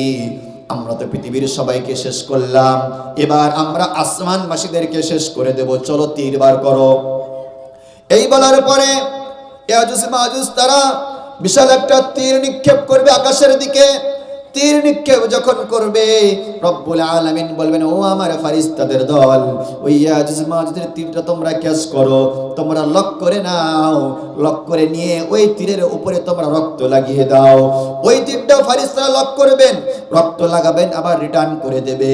সেই তীর যখন দুনিয়ার জমিনে পৌঁছে যাবে তখন তারা বলবে আমরা আসমানবাসীদেরকেও ধ্বংস করে দিয়েছি। এবার দেখেন মুসলমান হয়ে আমার, এতদিন পর্যন্ত ইয়াজুজ আর মাজুজ তারা দুনিয়ার জমিনে এই অবস্থা করলো, কিন্তু ঈসা নবী আর তার কিছু অনুসারী যারা মুসলমান ইমানদার নামাজি মানুষ, তারা সব তোর পাহাড়ে উঠে আছে, সেখানে খানা নাই, পানি নাই, কিছু নাই। এই ইয়াজুজ মাজুজের কাণ্ড দেখে তারা নামতে পারে না, ভয় খাচ্ছে, তারা নামছে না। কি করব, খানা পানি কিছু নাই। হাদিসের মধ্যে নবীজি আমার বলেন ওই সময় এমন একটা খরা দেখা দেবে, ওই তোর পাহাড়ের উপরে মানুষ খানা তো পাবে না। গরুর মাথা আমরা দেখেছি, গরুর মাথার দাম কম না বেশি? মাথার গোশের দাম কম না বেশি? বেশি না কম? কম। এখন গরুর মাথা যদি আমরা কাউকে বলি ভাই 5,000 টাকা দিয়ে তুমি মাথাটা নাও, কেউ নেবে নাকি? কিন্তু নবী আমার বলেন, শোনো, কিছুই খাবার থাকবে না। এমনকি মানুষ একটা গরুর মাথার দাম 100 দিনার দিয়ে কিনবে, তবুও পাবে না। মানে 100 দিনার মানে 100টা সোনার টাকা দিয়ে কিনতে চাইবে, তবুও পাবে না। এইভাবে এমন বিপদের মধ্যে তারা পড়ে যাবে। তখন ঈসা আলাইহিস সালাতু ওয়াস সালাম আল্লাহর কাছে দোয়া করবে, মাবুদ আপনি ওই কওমকে ধ্বংস করে দেন। রব্বুল আলামিনের কাছে দোয়া করবে, আল্লাহ আপনি ইয়াজুজ মাজুজকে শেষ করে দেন। যখন শেষ করে দেওয়ার কথা বলবে, রব্বুল আলামিন তখন তাদের ঘাড়ের উপরে একটা মহামারী দেবে। তাদের গর্দানে নাগাফ নামক একটা পোকা, নাগাফ নামক একটা পোকা প্রত্যেক ইয়াজুজ মাজুজের ঘাড়ে কামড়ে কামড়ে কামড়ে কামড়ে ওই ইয়াজুজ মাজুজ গুলোকে পৃথিবীর মধ্যে শেষ করে দেবে। একটাও ইয়াজুজ মাজুজের কেউ বেঁচে থাকবে না।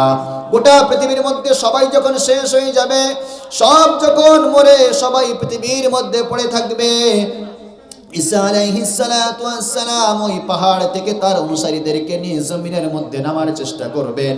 কিন্তু দেখবেন একটা বিগত জায়গাও খালি নেই।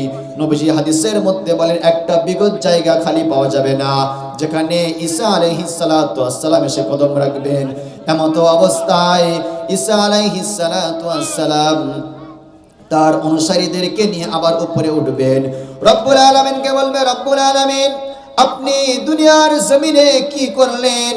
ইয়াজুজ মাজুজদের জন্য আমরা দুনিয়ায় যেতে পারছি না, বন্ধ হয়ে গিয়েছে, তাদের মোরা লাশ গোটা পৃথিবীর জমিন কভার করে নিয়েছে।